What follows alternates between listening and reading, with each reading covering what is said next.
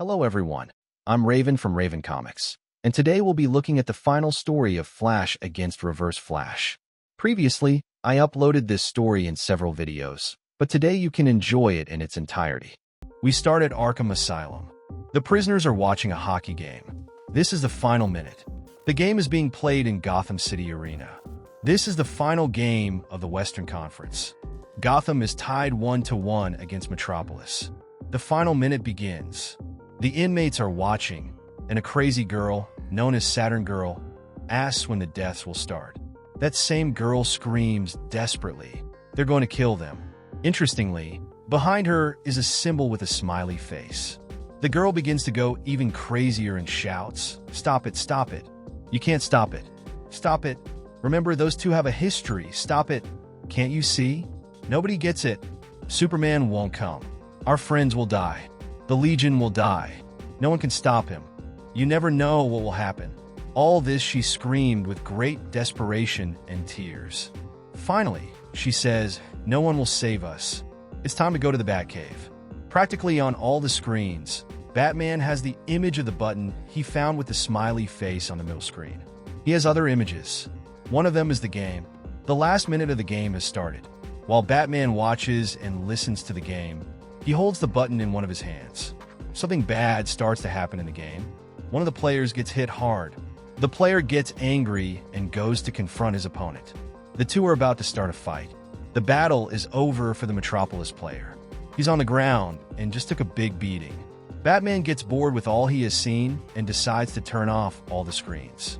He then throws the button onto one of his tables. On that same table was the Psycho Pirate mask.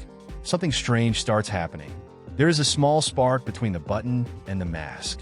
After that connection, the button releases a large electric shock at Batman. As a result, he is thrown back. After that attack, Thomas Wayne appears in front of his son Bruce. He tries to take his hand, but unfortunately, that was only a vision. Batman communicates with Flash and tells him that he was examining the bloody button he found in the Batcave. When he left it on the table, some kind of reaction occurred with the Psycho Pirate mask. Flash tells him he's in the middle of a fight and asks if he can wait a little longer. Batman tells him that the radiation from the button has increased a lot. It seems like it has opened a hole in the Speed Force. Batman saw it. There was something strange in that hole. Flash is still fighting. The samurais he is fighting are numerous. So he tells Batman he will join him in a minute. Batman tells him it's fine. It doesn't matter if it's Flash or not. Batman didn't expect him to arrive so fast. The countdown begins. We start from a minute. Out of nowhere, Reverse Flash appears. Professor Zoom boasts that he is even faster. So get ready, Batman, because you're about to see the fastest man in the world in action. Reverse Flash introduces himself. He had been dead for a while. Well, to be more precise, he had been dead for a long time. But the power called him. The Reverse woke up and resurrected. The Professor is about to grab the button. Batman realizes this and runs to catch Reverse Flash. The Professor uses his speed to prevent Batman from touching him. The Bat is on the ground. The Professor asks if Batman wants more of a fight. The blows from Professor Zoom to Batman begin. The beating he's giving is brutal. Batman can do nothing to defend himself. This is turning into a massacre. Batman can't stop bleeding. The minute becomes slower and slower. This is because Reverse Flash manages to land up to 4 blows in less than a second. Even though Batman is practically defeated, Professor Zoom keeps hitting him. Teaching the son of the man who killed him a lesson was serious. After delivering that brutal beating, Professor Zoom is surprised that Batman is still alive. He finds it funny. The punches stop. It's time for something else. Reverse Flash grabs Batman and runs him through the Batcave. After this small run, Reverse Flash brutally slams him against one of his capsules. We're at the 38-second mark. Professor Zoom wonders what that is that he's looking at. He picks up the letter Thomas Wayne sent to his son. He wonders if that's what Thomas did before he killed him. Thomas Wayne sent a message through time, a letter to his dead son. Reverse Flash starts reading the letter. After finishing it, he stands up and shouts, asking if that made Thomas Wayne feel better. How did you feel while fighting in your world's war? I suppose you felt fantastic. At the 31-second mark, Reverse Flash begins to destroy the letter. Batman just screams in desperation. After that, the Bat asks him to leave his cave. The Professor mocks him. After all, what could Batman do? While vibrating, he can't hurt him. Batman agrees and asks, "Do you know what else is true? When you vibrate, you're not that stable unless something solid is touching the ground." Reverse Flash is surprised to hear this. Batman pulls out a batarang and drives it into one of Reverse Flash's feet, making contact with the ground as well. Reverse Flash screams in desperation from the pain. It's time for Batman's revenge to begin. At the 20-second mark, the Bat lands 2 good hits. That was all he could do. The Professor defends himself. He just had to clap to generate energy and throw Batman back, crashing into one of his screens. After that, he manages to free his foot from the pain. Batman asks him again to leave his cave. Reverse Flash tells Batman he can't win. Batman knows that, but he doesn't need to defeat Reverse Flash. All he needs is to buy a few more seconds. At the 10-second mark, Reverse Flash runs to continue his attack. Batman tries to land a hit, but Reverse Flash uses his abilities again to dodge it. Reverse Flash sends him back to the ground with a blow. Batman gets up. The Professor is about to deliver another blow. The Bat avoids it and this time manages to land a hit on his face. The Professor quickly recovers. He gains speed and delivers a blow that makes Batman fall to the floor. At the 2-second mark, Batman is on the ground and Reverse Flash keeps attacking him. At the 1-second mark, Batman can't fight anymore. But with a smile on his face, he tells Reverse Flash that this is overtime. Unfortunately for Batman, Flash hasn't arrived. The Professor is filled with rage and delivers one last blow to Batman, leaving him on the ground. Batman is completely unconscious. The Professor walks to where the button is. After crouching, he grabs it and asks the button, "What's the mystery with you? Why is there so much fuss about a smiley face?" Something happens. There's a bright blue light. Reverse Flash disappears. In the next frames, we see that he's nowhere to be found. Batman is still on the ground, and Reverse Flash is nowhere to be seen. Seconds later, the bright light returns, and with it comes Professor Zoom. Something terrible just happened to him. His body has severe injuries. Reverse Flash just says, "I saw it." Oh God, I saw it. Whatever he saw, Professor Zoom has just been left with half of his body burned. The expression of his words is as if he literally saw God. After all of this, the images show the Batcave stairs. Only a lightning bolt passes by. Flash arrives and tells Bruce that he's sorry. He stopped at the Blades game to see if he could save Taylor, but he thinks he died on the ice with the last hit. "It was too late when I got there." Barry Allen has arrived. No matter how fast Flash is, he never manages to get there on time. And this time, he was late again. He only arrived to see the body of his rival, in addition to looking at Batman, unconscious on the floor. Now we're with Johnny Thunder, who was at the top of the old people's asylum. He was desperately screaming the name of the genie and trying to reunite with him again. But none of that was happening. The doctors arrive with Johnny. They immediately sedate him and take him back to the asylum. Johnny just screams in desperation. He says that the lightning asked him to find his friends, referring to Wally West. The Justice Society is lost, and it's all his fault. We move to Barry Allen, who is marking the crime scene. On the ground lies the corpse of Reverse Flash. Half of his body is completely burned to the point where his skeleton is visible. Barry is an expert forensic scientist. While analyzing the scene, he realizes that Professor Zoom attacked Batman with the intent to severely torture him, but not to kill him. That's why Batman was able to endure so much. The only one who died here was Professor Zoom. He was a scientist and criminal from the 25th century obsessed with Flash. Reverse Flash traveled through time to murder Flash's mother. From that day on, Barry's life changed completely. What Reverse Flash wanted was for Barry to suffer as much as possible. Reverse Flash called this plan Reverse Vengeance.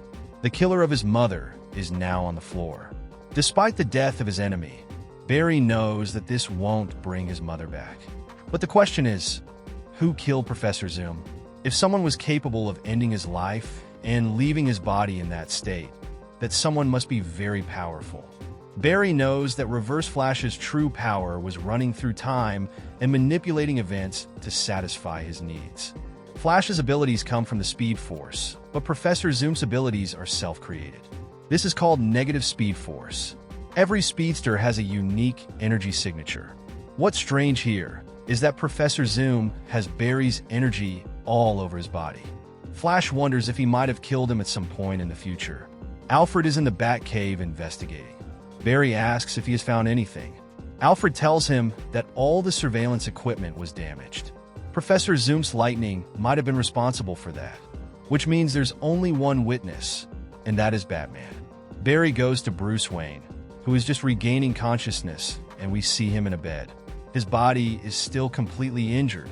In a conversation between the two, Bruce tells him that the professor screamed desperately that he had seen God. Barry tells him that the professor was always a man of science, not faith. Flash thinks that Reverse Flash might have traveled through time and space before he was killed. In any case, how did he manage to return to the Batcave? Did someone force him to return? Even though he's dead, his body shows strange vibration patterns. Batman questions Barry a lot about the tests he's done. Flash is surprised by these questions. He's a forensic expert and knows how to do his job well. So far, he has done the tests at his disposal and hasn't found anything. Bruce apologizes for those questions, then says that he's had the button for months and hasn't found anything. Barry reminds him that when he called, he told him that the button reacted with Psycho Pirate's mask and that he saw something. Bruce says he saw a ghost. Barry is surprised to hear this. That ghost was his father. He wore a mask and suit similar to Bruce's. Flash tells him that this sounds like the Batman from Flashpoint. Barry asks how he knows it was really his father. Bruce says he would recognize him anywhere, plus he heard him speak and recognized that voice. Barry admits that all of this is his fault. It all happened because of Flashpoint. That event left them vulnerable, and now they are suffering the consequences, like the attack from Professor Zoom. Bruce tells him to relax. Also, that mysterious being who's playing with them and the timelines has been doing this since before Flashpoint. There must be something they're not seeing. There's probably evidence in Professor Zoom's body, but they haven't managed to see it yet. Analyze it. The button appeared in the Batcave the night Wally returned. The fact that they killed Reverse Flash cannot be a coincidence. Also, when Reverse Flash disappeared, the button didn't return with him. Barry also remembers that since Wally's return, he's had visions of Mercury's helmet. Every time Flash remembers this, calmness returns to him. Batman thinks that Barry is hiding something from him. Flash tells him it's not like that, and Bruce asks if this has to do with his mother's murder.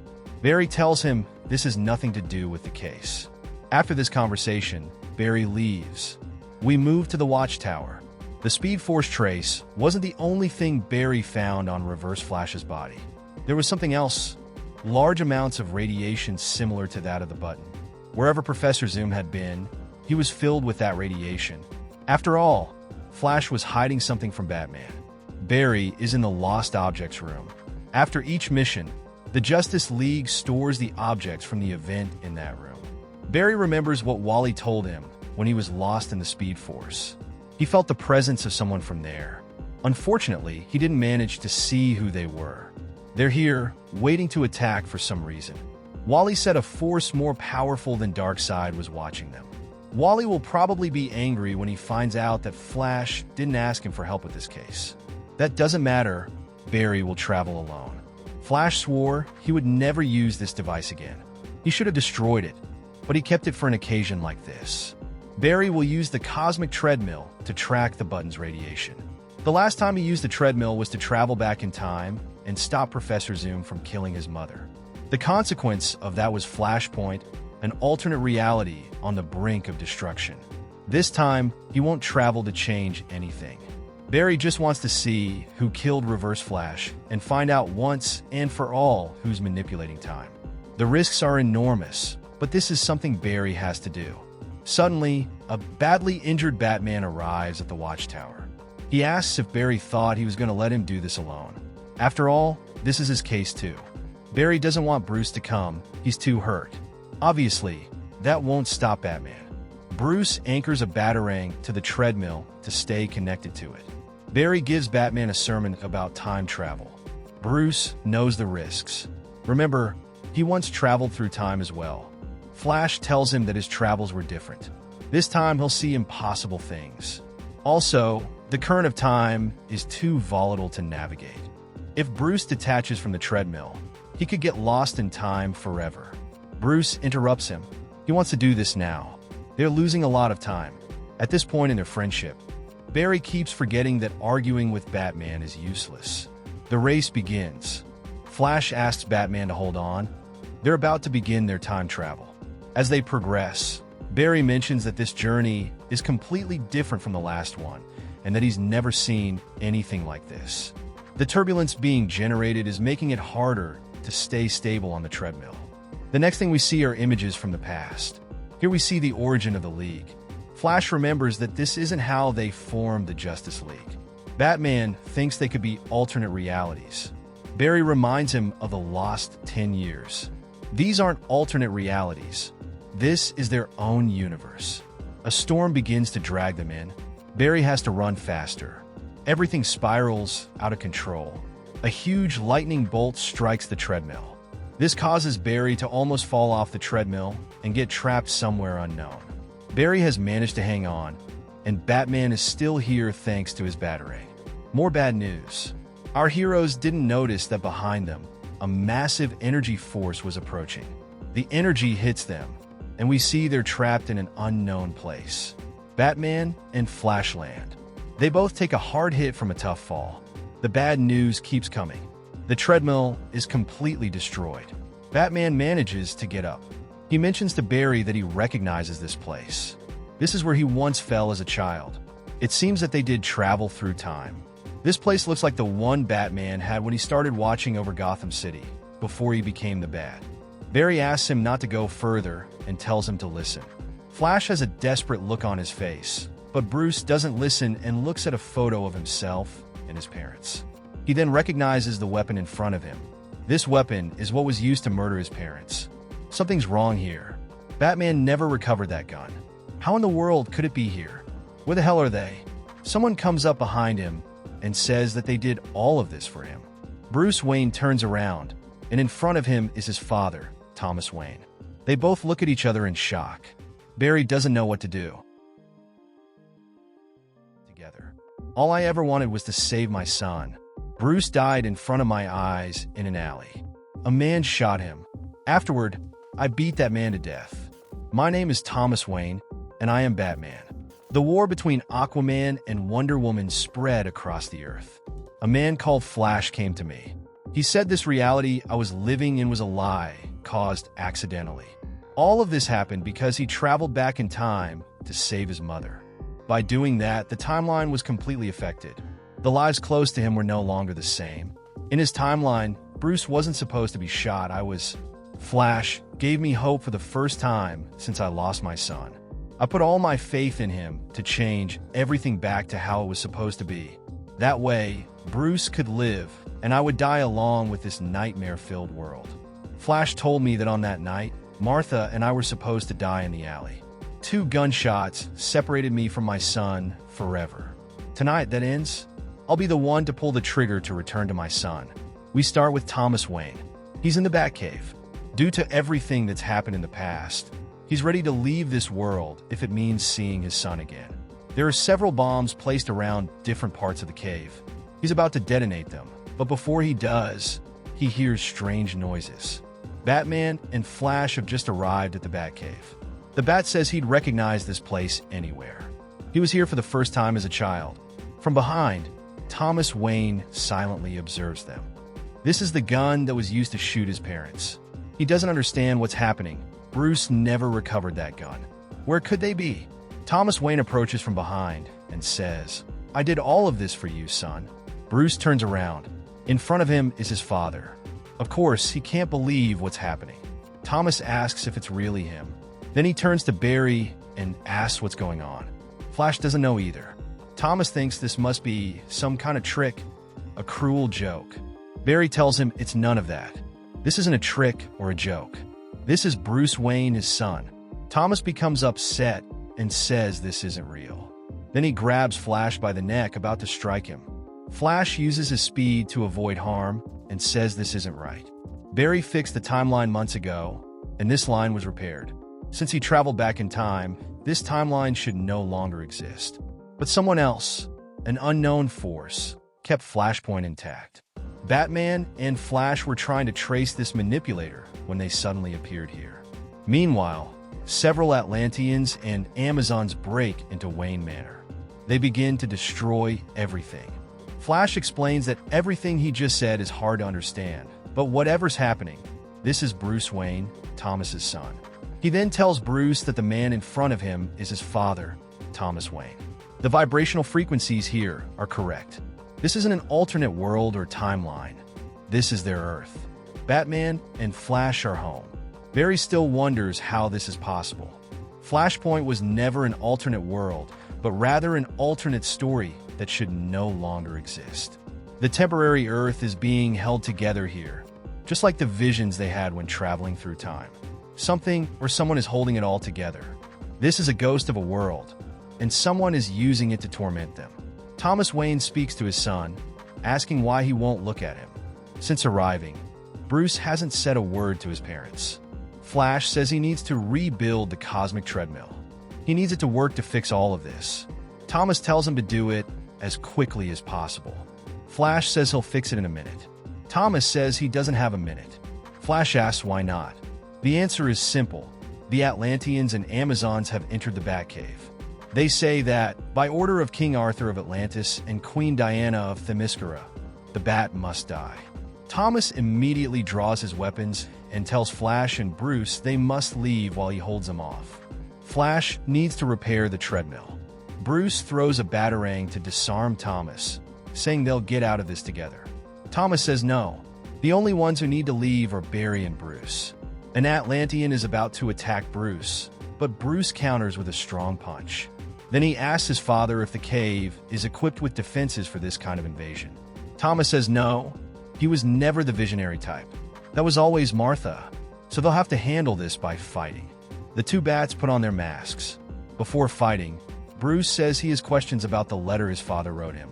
Thomas says he also has many questions, but for now, they need to focus on fighting. It's time for action. Father and son fight side by side. While Bruce deals with an Amazon, Thomas lands a heavy punch on an Atlantean.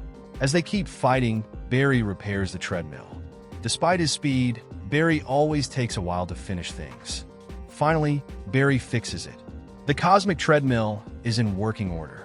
As Bruce continues to battle Atlanteans, Thomas tells him that the last time they were together in this cave, Bruce was just a boy. Then he asks if Bruce remembers what he said when he carried him out of the cave. Bruce says he barely heard it. That's because Thomas whispered it in his ear. He didn't want the bats to scare him. This tender moment is interrupted by Flash, who announces that the treadmill is ready. It's time to go. Suddenly, something strange happens. Cities across the world start to disintegrate. Flash explains that the force keeping Flashpoint in place is gradually retiring. Before anything else happens, Bruce tells his father that the letter he sent him is the greatest gift anyone has ever given him. After reading it, Bruce realized he would never have the chance to respond to his father. But if he could, there's one thing he would say above all else. Thomas Wayne is a grandfather. Bruce has a son. Flash, in great desperation, tells Bruce that the treadmill is at its maximum power, and this is happening without him running on it. If they don't leave right now, the treadmill will leave without them. Bruce doesn't listen and instead asks his father to leave with him. His father simply turns his back on him. Out of nowhere, Thomas Wayne turns around and pushes Bruce, causing him to fall onto the treadmill. Flash immediately catches him. Meanwhile, the cities continue to crumble. Thomas Wayne asks Flash to promise him that he will save his son. Batman, in great desperation, tries to grab his father's hand. Barry holds onto Bruce tightly and refuses to let him escape. At the same time, he begs Dr. Wayne to escape with them. Thomas simply tells his son, "You are my world." The moment he saw Bruce again, he realized that every choice he had made was the right one. Because of those choices, Bruce is alive. Thomas tells him that he is the greatest gift this life has ever given him. Then he asks Bruce to stop being Batman. He wants his son to find happiness. He doesn't have to wear the cape and cowl, not for what happened to his father or for his mother. Bruce needs to be a father to his son in the way Thomas never was for him. Finally, he tells him, "Let Batman die with me." Despite everything he's just heard, Bruce insists on saving his father and asks him once more to come with them. Suddenly, Bruce and Barry are gone. Thomas Wayne remains in the Batcave. He simply says, "They did it." Thomas still holds the detonator in his hand. Then he throws it against the wall. The destruction of that reality reaches Wayne Manor. Dr. Wayne recalls what happened years ago when little Bruce fell into the cave and his father went after him. When Thomas pulled him out of that place, he whispered words into his ear. Bruce asked why he did that. Thomas said it was because he didn't want to scare the bats. "Sometimes we fall, son, but always remember, the Waynes never give up. They always rise." The Batcave begins to fill with a bright white light. Thomas Wayne slowly vanishes into it. We return to Flash and Batman. Batman says there must be a way to go back for his father. Barry tells him it's not possible, that reality no longer exists. There's nothing left to return to. Whatever they left behind is gone. Flash urges Batman to look around. The temporal stream is trying to wipe them both out. For some reason, the trail of the button led them to that place. Flash believes they can stop whoever is playing with the timelines, but they need to hurry. Batman notes that the button arrived in the Batcave and then took him to his father. It's all so confusing for the Bat. Batman doesn't understand why they were sent to a place only to have it destroyed in front of them. Flash doesn't understand either. He thinks whoever is behind this is toying with them. Sending them to Flashpoint might have been an attempt to emotionally harm them. Suddenly, Reverse Flash, Professor Zoom, approaches from behind and overtakes them. He wonders how Flash managed to find and catch up with him. Flash can't believe Professor Zoom is alive. Recall that he was killed in the previous issue.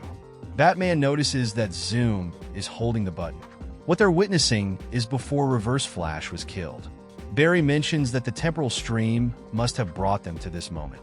Flash tells Professor Zoom to stop. If he keeps running along this line, he will die. Professor Zoom dismisses the warning. "My future? Like the day you broke my neck or the night Batman's father stabbed me with a sword. Threats mean nothing to me." Zoom retorts, "I'm a living paradox. For me, there is no future or past. It only exists if I choose to piece it together." Their argument is interrupted as a massive blue lightning bolt strikes them. It seems to target Reverse Flash specifically. Fortunately for him, he isn't harmed. The attack appears to end. Barry knows something bad is about to happen and again begs Zoom to stop. Professor Zoom remains defiant, saying the last time he manipulated Barry's life was when he killed his mother. After that, Barry spiraled into despair, though he eventually emerged from it.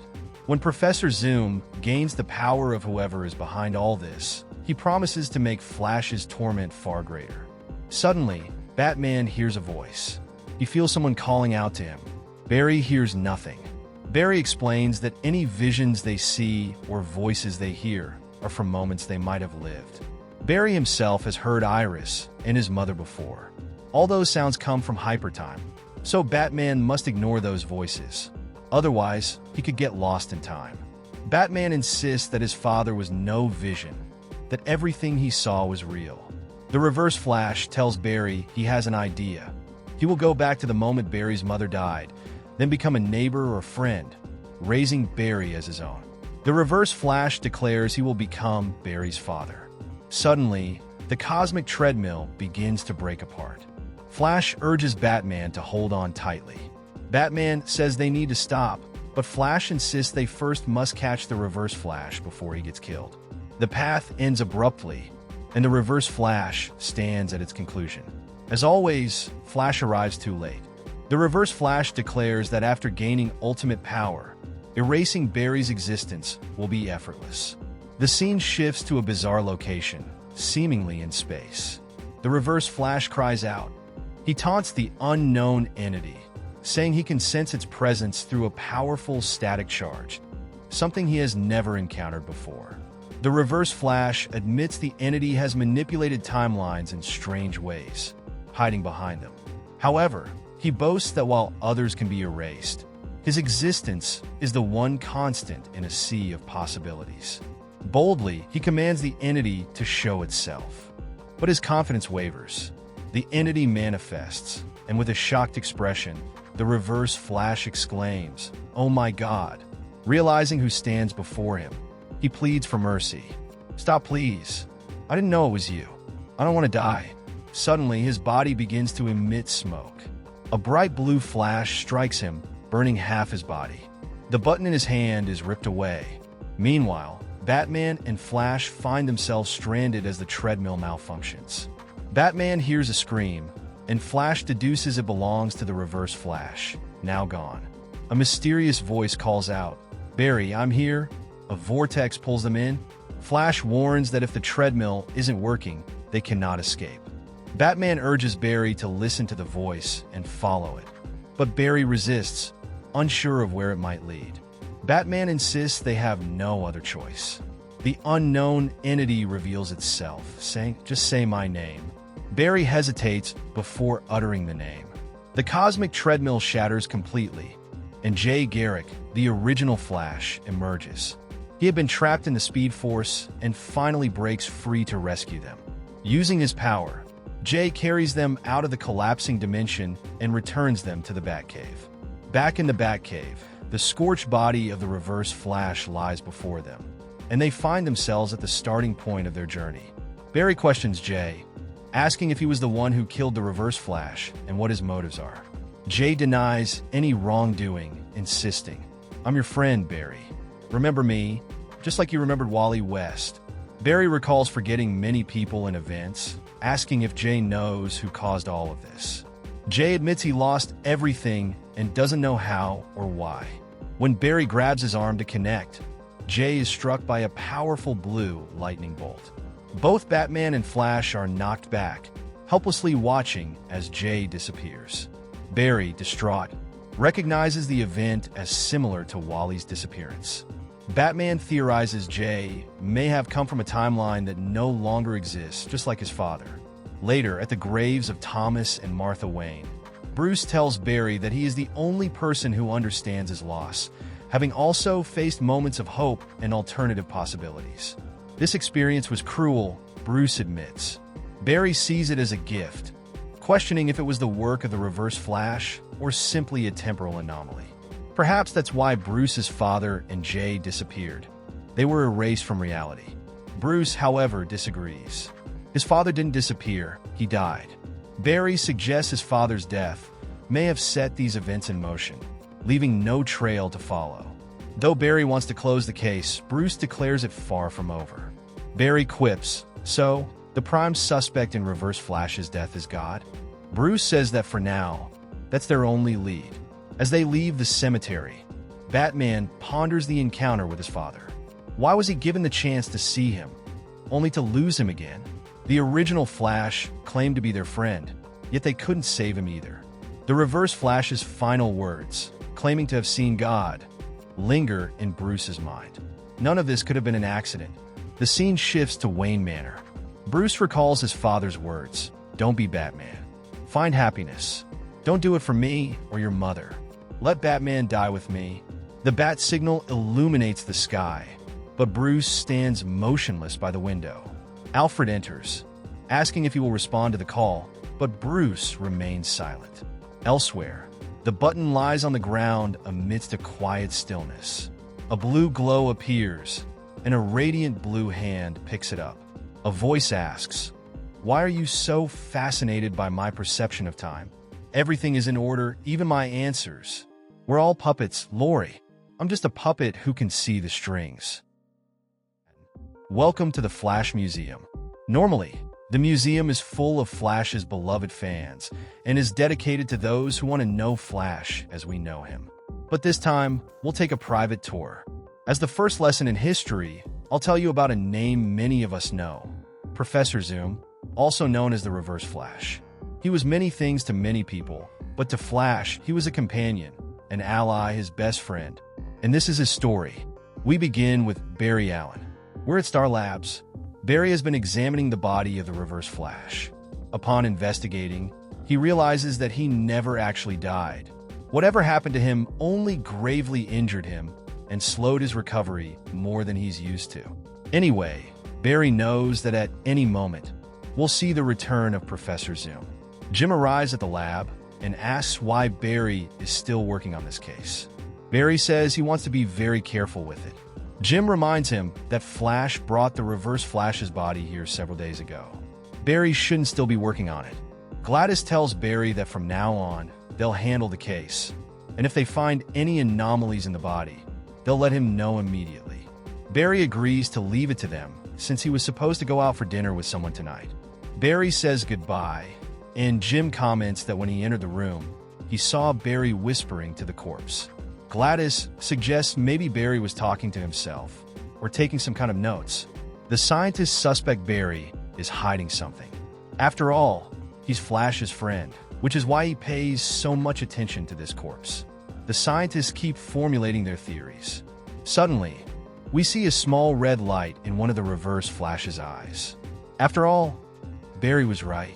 His enemy will soon return. Meanwhile, Barry gets a big surprise. His dinner turns out to be a surprise birthday party. Barry thanks everyone for coming. Then he asks Iris how late he was to his own party. She tells him no one is ever late to their own birthday. Forrest arrives and congratulates Barry. He says it's good to see him again, though he feels they've been drifting apart during lab nights. Forrest keeps talking, but Barry isn't paying attention. His mind is elsewhere. He didn't even remember it was his birthday today. Besides, he's not in the mood to celebrate. The man with the helmet, who saved Batman and Flash from being trapped in the Speed Force, was absorbed back to wherever he was trapped before. Batman thinks maybe the man was from another timeline and couldn't stay in this one. Flash thinks he might be right, or perhaps Barry wasn't his lightning rod. Someone else has to help free him. Jay Garrick knew him, but Barry wasn't able to save him. When Jay left, it felt like a part of Barry left with him. Thomas Wayne's final message to Bruce during Flashpoint was for him to stop being Batman and become a better father. Since that day, Batman has suffered like never before, and his mind has been in turmoil. Unfortunately, Flash hasn't been able to help him and feels responsible for everything Batman experienced that day. The new Wally is angry at Barry and hasn't spoken to him. Wally's anger stems from Barry not telling Iris that he's Flash. Maybe the kid is right, but Barry has kept his identity secret to protect her. That's not the only reason. Iris is one of the best women Barry knows, and he doesn't want to lose her. Barry's thoughts begin to spiral. In a vision, he sees Professor Zoom returning and killing Iris by piercing her head with his hand. The Reverse Flash has always been faster. Faster than Wally. Faster than Flash. In his next vision, Barry sees Professor Zoom destroying Wally West. One by one, Zoom kills everyone. Professor Zoom massacres all the party guests.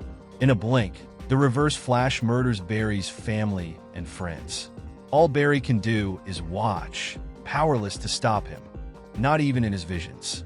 Once again, Barry is left alone. Professor Zoom killed Barry's mother to make him suffer. For years, he had no family. Now he's built a new life with a new family. Barry's vision is interrupted. His friends have been trying to talk to him all this time, but he's been ignoring them. Barry apologizes, saying he was thinking about a case. David interrupts, urging him to set work aside for this occasion. Everyone has pending cases, yet the entire forensic lab came here for his birthday. They put their personal matters aside for him. David asks Barry what's weighing on his mind. Radwell suggests maybe Barry is in shock from the surprise. Suddenly, Henry Allen, Barry's father, arrives. He asks for a moment alone with his son. This is the first birthday he's been able to attend since getting out of prison. Henry asks Barry how he's doing. Barry excuses himself without even looking at his father. He says he's happy to see everyone, but needs to step away for a minute. Iris follows him and asks if he's about to pull one of his stunts, leaving and not coming back. Barry assures her he won't do that. Before they can continue, another of Barry's friends arrives. Hal Jordan, pilot and space cop. For a long time, he's been a member of the Green Lanterns. Hal has saved the universe more times than Barry can count. It's not the ring that makes him one of the bravest and best men, but his heart. Hal wishes Barry a happy birthday and gives him a gift. After a few jokes, Barry says he's glad to see him. Hal and Iris introduce themselves. She says she's heard a lot about him, but needs a moment alone with Barry. Iris tells Barry that just because Hal showed up doesn't mean he's off the hook. Barry says he knows he's been acting strange, but promises it won't happen anymore. Iris tells him it's disappointing. Everyone is here for him, but it seems like his mind is somewhere else. Barry says he's had a lot on his mind lately, but it's nothing she needs to worry about. Hal quietly mentions there's an alien invasion happening and can't believe it's happening right now. Neither of them pays attention to him. Iris says she's used to being a little distant from Barry, but if he wants them to have a future together, it's time for him to tell her everything. Barry asks what she means. Suddenly, the conversation is interrupted. All the guests start running. Danton Black has arrived, shouting, "Where are you? Why are you hiding from me?" Danton Black, also known as Multiplex, gained the ability to create unlimited duplicates of himself after a nuclear explosion. Faced with this situation, Barry asks Iris to leave. This sounds like one of his typical stories, but he needs her to go home. She asks where he's going. Barry says he's helping evacuate the area and will continue their conversation once this is over. Barry asks Wally to take Iris home. Wally says they're no longer partners, and he won't take orders from Barry. Barry says it doesn't matter how mad Wally is at him. What matters is keeping Iris safe. As the civilians evacuate, Hal tells Barry it's time to take action. Both put on their suits using their rings. Barry doesn't like sending Iris and Wally away like that. But Iris is already suspicious. The trouble will start if she sees her boyfriend, Barry Allen, and her friend Hal Jordan together as Flash and Green Lantern. Danton Black finally finds what he's been looking for, a girl named Sally. He asks her what happened between them. Where did our connection go? Recently, he had an experience where he almost died. Thanks to that, he realized something he already knew. She's the one. Danton tells her that he can't live without her. Sally responds, asking how that could be possible when they only went out for drinks once. While the two of them talk, Barry and Hal take care of the duplicates. Hal mentions to Barry that it seems he's not the only one with relationship troubles. An annoyed Danton tells them to leave. He's having a private conversation. Flash tells Green Lantern that he'll share his love life after they take down the bad guy. After a brief argument and rescuing some civilians, Hal and Barry face the duplicates. Hal tells Barry that he's fast enough to save the girl, and Hal will clear the way. Meanwhile, Barry runs to save her. Hal jokes that at first, he was worried the party might be dull, but now he's changed his mind. Barry manages to reach the girl. After creating some distance, he tells her it's far enough. Then he asks why Multiplex is chasing her. She explains she met him at a nuclear science conference. He was charming, so she gave him her number, but that was it. Afterward, he wouldn't stop calling or texting her. He's obsessed with her. People like Multiplex never stop.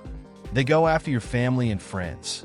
Even when they're not physically present, they make sure every moment of your life revolves around them.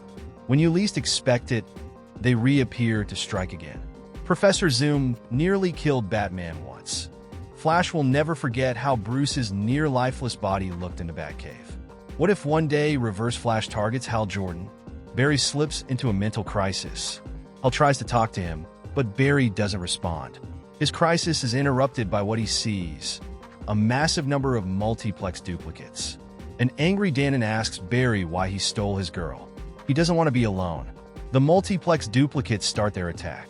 Barry realizes there are too many of them, and his distracted mind isn't letting him fight properly. Switching to Wally, he's just finished a run to bring Iris home. She asks what he's doing, and he says he just wanted her to be safe. Iris is tired of people treating her so delicately. She thought keeping the truth about her father hidden would protect him, but it only made things worse. Wally says they need to talk about her father, Daniel West. Iris knows Wally has been worried ever since becoming Kid Flash, but she assures him he'll never be like her father. Daniel was a monster when he was Reverse Flash.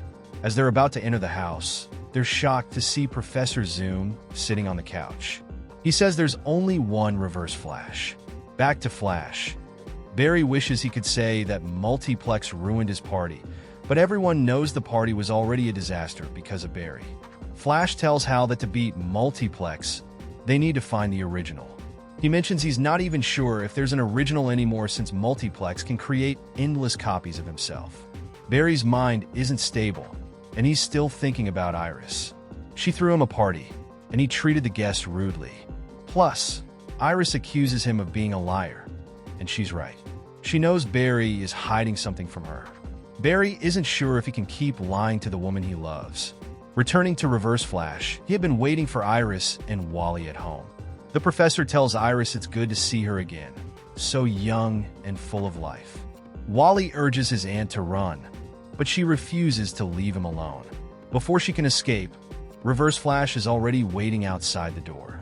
The professor explains that in his time, he was an expert on all things Flash, but that has changed for several reasons. He knows who all of Flash's protégés are. Iris is on the ground as Wally attacks Reverse Flash. The professor easily deflects the attack and says Wally is the new Kid Flash. Wally is proof that Flash's history was altered while Reverse Flash was recovering. Because of this, Professor Zoom has many questions about what else has been reset. He hopes Wally can help fill in the blanks in the timeline. The three present have all been affected by the same man, Barry Allen. He's impacted their lives with his bad decisions. Iris pulls out a phone to call for help, but Reverse Flash grabs and destroys it. The professor is about to attack her, intending to hurt Barry through his loved ones. Wally transforms into Kid Flash and declares that if it's pain Zoom wants, he'll be the one to deliver it. The professor had been waiting for him to transform and asks what kind of Kid Flash he is. Back with Hal Jordan, he mentions that for every clone of Multiplex he defeats with his ring, 5 more appear. He asks Barry if he's had any luck finding the original. Meanwhile, at Iris' house, Reverse Flash is beating Wally. He lands a powerful knee strike. Flash asks Hal for a second to find the real Multiplex. Reverse Flash continues his assault, with Iris helplessly watching. The professor taunts Wally, asking if he's always this impulsive or just lost in Flash's shadow. Back to Barry. He realizes he must treat multiplex copies like evidence in a crime lab to find a pattern. Observing quickly, he concludes that all the duplicates are focused on Hal, except for one. That one is targeting someone else. Using his speed, Barry finds the real multiplex and lands a powerful blow to his chest, followed by a lightning strike from the Speed Force. This cuts the connection between the original and his copies, ending the battle. Hal acknowledges Barry's quick thinking. Switching back to Wally, he's badly injured. Reverse Flash explains how the Speed Force heals Wally's injuries at inhuman levels. However, Zoom cruelly breaks Wally's knee again, causing him to scream in pain. Iris finally takes a stand and hits Reverse Flash with a rod. The professor is surprised, commenting on how, despite everything her father and brother put her through, she allowed someone like Flash into her life. Iris is confused, not understanding what he means. Zoom realizes Iris doesn't know the truth about Barry. Back with Hal Jordan, he tells Barry that he didn't know he was dating Iris. Barry explains he couldn't tell him since they hadn't seen each other since the Darkseid War. Hal asks what's going on between them. Barry says Iris doesn't know he's Flash. Hal points out that Barry has never been good at keeping secrets, especially when dating someone whose job is to investigate. As they talk, we see Multiplex being transported to Iron Heights prison. Multiplex asks for someone to accompany him, but a guard in the van welcomes him to Black Hole, indicating it's not over for him yet. Barry confesses to Hal that if any of his enemies find out about his relationship with Iris, they'll use it to hurt him, just like Professor Zoom did with his mother. Hal says he's seen Barry face hordes of parademons with a smile, but has never seen him this scared. Barry is worried about what will happen if he tells Iris the truth. Hal advises him that fear can make you do things you regret. The simplest solution is to tell Iris the truth and let go of the fear. Barry argues it's not that simple. Hal hasn't had to deal with a relationship like this. Hal admits he's no expert in relationships, but says people tend to live by 2 philosophies. Some believe life is short, while others believe life is long. He asks Barry which one he believes in. Barry reflects that when his parents were his age, they were already married. Hal counters that when his father was Barry's age, he was already dead. Hal prepares to leave but tells Barry that if he ever needs help, He just needs to look at the stars. As Hal departs, Barry thanks him for coming to his birthday. Knowing how much time Hal's duties as a space cop and dealing with the Sinestro Corps must take, Hal reminds him that life can be short or long. Barry recalls a lesson from his childhood. His father gave him a watch engraved with the words, "Every second is a gift." Recent events had made him lose sight of that, but Hal's words helped him remember. Today is the day to make things right. Barry takes off his Flash suit and goes to Iris' house. Upon entering, he finds Wally gravely injured on the floor. Wally tells him the Speed Force is trying to heal him, but something feels off. Barry asks where Iris is. Wally says Reverse Flash left him a message. Barry turns to see a wall with a blood-written note. "You know where I live." Barry dons his Flash suit again and rushes Wally to Star Labs. The doctors there with knowledge of the Speed Force storm should be able to monitor his recovery. After that, Barry plans to go after Professor Zoom. From the message, Barry deduces he won't need to look for Zoom in a place, but in another time. In the 25th century, Reverse Flash arrives with Iris. She demands he let her go, calling him crazy. Zoom tells her she knows him better than she thinks. After all, they shared a history together. If she doesn't remember, maybe what he's about to do will help her recall. Reverse Flash grabs a man and kills him by phasing his hand through his head. Iris, horrified, starts crying and tries to escape, but Zoom catches her. He says seeing her again makes him happy, especially since it seems he's been given a second chance too. Iris asks what he wants from her. Zoom responds that he wants to give her a gift to help her remember a past life where he killed her. We're in the 25th century. Many people wonder, who is Flash? For centuries, people saw Flash as a hero. He was the savior of many. People idolized him. Every day, the admiration grew deeper, almost like a cult. People felt they were part of Flash. They thought he understood them. Sounds like fun, right? How can you look at someone from afar and think you know them? But the truth is, only we truly know the man behind the mask. Let's begin with Flash. Barry is on the cosmic treadmill, running at full speed to travel to the time when he first met Professor Zoom. Barry remembers that moment. Years ago, he traveled to the 25th century. As a child, he was obsessed with science. His mother read him stories of the future. So when Barry traveled to the future, he was fascinated. Suddenly, someone dressed as Flash approached him. This person from the future immediately recognized Barry Allen, the real Flash. Barry didn't understand how this person knew his true identity. The man removed his mask and introduced himself. His name was Thawne, and he was a huge fan of Flash. He was even an expert in everything about him. Some time ago, he had found one of Flash's old suits. Upon studying it, he discovered traces of the Speed Force on the suit. He used it to give himself powers like Flash's. Barry was impressed by all of this. Thawne was more than a fan of Flash. He wanted to be the Flash of the 25th century. Unfortunately, he wasn't a hero. Barry discovered that risked lives just to appear heroic. Many people were hurt. Flash decided to put an end to this, and after defeating him in battle, he handed over to the authorities. Flash tends to trust people too quickly. Thawne is proof of that. Didn't want this to happen and promised he would fix everything. He said he could change and become a better hero. But the next time they met, was worse. His hatred for Flash ran so deep that he traveled back in time to murder Barry's mother when he was just a child. As we all know, Flash traveled back in time to stop that from happening. But in doing so, he created the Flashpoint. After Flashpoint, Reverse Flash returned again. His hatred for Barry was profound, and even he didn't know why. The memories fade. Barry has arrived in the 25th century. He needs to find Iris immediately and return home.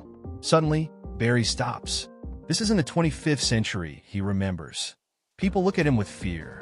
Out of nowhere, everyone around him begins to run. A police officer arrives and tells Flash not to move. If he sees any sign of Speed Force, he'll shoot without hesitation. Flash asks him to calm down. He's not here to fight. He's just looking for someone. Given the situation, the officer calls for reinforcements. Everyone is ordered to head to the Flash Museum immediately. Barry doesn't understand what the officer means by the Flash Museum. Looking around, Barry is shocked to see a museum dedicated to his alter ego. Flash runs at full speed and takes down the officer. He then enters the museum. Inside, there are holograms of his friends and enemies. His entire life is displayed like ancient relics. He feels like he's never done anything deserving of such celebration. There's even a hologram of Iris. As he approaches it, he finds the real Iris behind it. She warns Flash to be careful. Suddenly, Barry is attacked. The blows are so fast that he can't defend himself. Professor Zoom appears in front of him and welcomes him to his home. Barry asks when this conflict between them will end and why Zoom brought Iris to this time. Reverse Flash tells him it's because wherever Iris goes, the heroic Flash will follow. Now that Barry is here, he'll show him his masterpiece. Flash tries to punch him, but Professor Zoom dodges effortlessly. He's faster than Flash. After escaping death, Zoom returned to his time. He realized he was no longer the expert on Flash. Barry had a new partner. Moreover, Iris's history was altered. She doesn't remember many things. But now it's time for her to learn the truth. Before anything else, Reverse Flash begins with his story. When he was a child, his parents were taken from him in a tragic accident. He was left alone. No family, no friends, no love. But he had Flash. Eobard watched all his videos and studied all his stories. In his darkest moments, he was grateful to have Flash running through his mind. Then a miracle happened. He found a time capsule from the 21st century. Inside was the very suit of Flash himself. It wasn't a replica, it was the original. It now belonged to him. Dressing as Flash wasn't enough. He wanted to be a real hero. Unfortunately for him, the future didn't have many tragedies. So he had to create them. That's how he became the fastest man of the 25th century. Everything was fine until Barry arrived in that time. Flash coming to this era must have been destiny. Reverse Flash always thought he understood the Speed Force, but Flash showed him what it truly was. The day Eobard met Flash was the happiest day of his life. But that happiness was short-lived. Barry didn't approve of his methods. Despite Eobard's efforts, Barry thought he had turned into a rogue. When Flash captured him, Eobard promised to make things right. So he worked with therapists and even shared his knowledge to help others. He worked so hard that he practically rehabilitated himself. He had kept his promise, but for some reason, he felt like he had lost something. He even thought fulfilling his promise wasn't enough. Then he realized what he really needed to do. Eobard traveled to the 21st century. He had to see Flash so Barry could see the great change he had made. Since he didn't feel ready to be the Flash of the 25th century, he decided to change his suit. He chose yellow because that was the color worn by all of Flash's sidekicks. When he arrived in the 25th century, it felt like paradise. It was incredible to see Flash in action. At first, he was nervous, but he kept watching. He knew Flash would accept him again. After all, that's who Flash was, not just a hero, but a friend. Eobard kept watching Flash from the shadows, but his perspective was about to change. Eobard kept watching Flash from the shadows, but his perspective was about to change. We're with Barry and Wally at Kid Flash's graduation. Barry gives him a watch that belonged to his father. The inscription on the back is very special. Every second is a gift. When Eobard saw that, he was utterly disappointed. He realized that the moment those two shared had never been anything special. None of it was real. Flash wasn't who he thought he was. Flash was a liar. Professor Zoom returned to the 25th century, filled with tears. He finally realized who he truly was and what he had to do. From now on, he would make Flash's life a living nightmare, ensuring he suffered just like he did. Barry can't believe that all the deaths and years of torment were for that reason. Moreover, from the start, Barry treated him like a friend. Professor Zoom thinks the opposite. He was treated like nobody. Eobard was hurt by Flash. That's how he is. He always hurts those around him. So he will continue torturing those close to him until Flash learns to make time for the important people in his life. When that happens, maybe he'll realize who his true friends really are. Flash asks what he wants. Reverse Flash runs and strikes him. He then grabs him by the ankle and tells him he wants Flash to finally take his own advice. Every second is a gift. Professor Zoom takes a huge leap, and while running, he slams Flash into the ground. Barry, lying on the floor, says he won't let him kill Iris. Professor Zoom tells Barry that he hadn't planned on killing Iris. Her death wouldn't be fair. A true punishment for Flash would be for everyone around him to know him the way Professor Zoom knows him. That is, to know who's behind the mask. It's time for Iris to find out who the man she loves truly is. He's a great liar. Iris West, it's a pleasure to introduce you to Barry Allen. Let's move to another near future where Flash and Iris stayed together. In this future, we see Iris looking very disappointed. Barry asks her what's wrong. She hasn't looked this worried in a long time. Iris tells him that she was just thinking about Wally. It seems something happened to Kid Flash, as Barry tells her that if Wally were here, he would have wanted Iris to leave this place like the rest of the city. Iris thinks the opposite. Wally would have told Flash to focus on where he was needed. Barry knows it's time to leave. Just because the museum is still here doesn't mean it's a safe place. Iris and Barry leave the museum. The city is practically destroyed. Barry says this is all his fault. He should have been there, but he wasn't. Barry's anger is overwhelming. His blood is boiling. After all, August was right.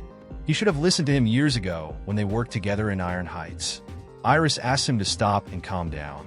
August was many things, but he was never right about anything. Yes, I know all this sounds confusing.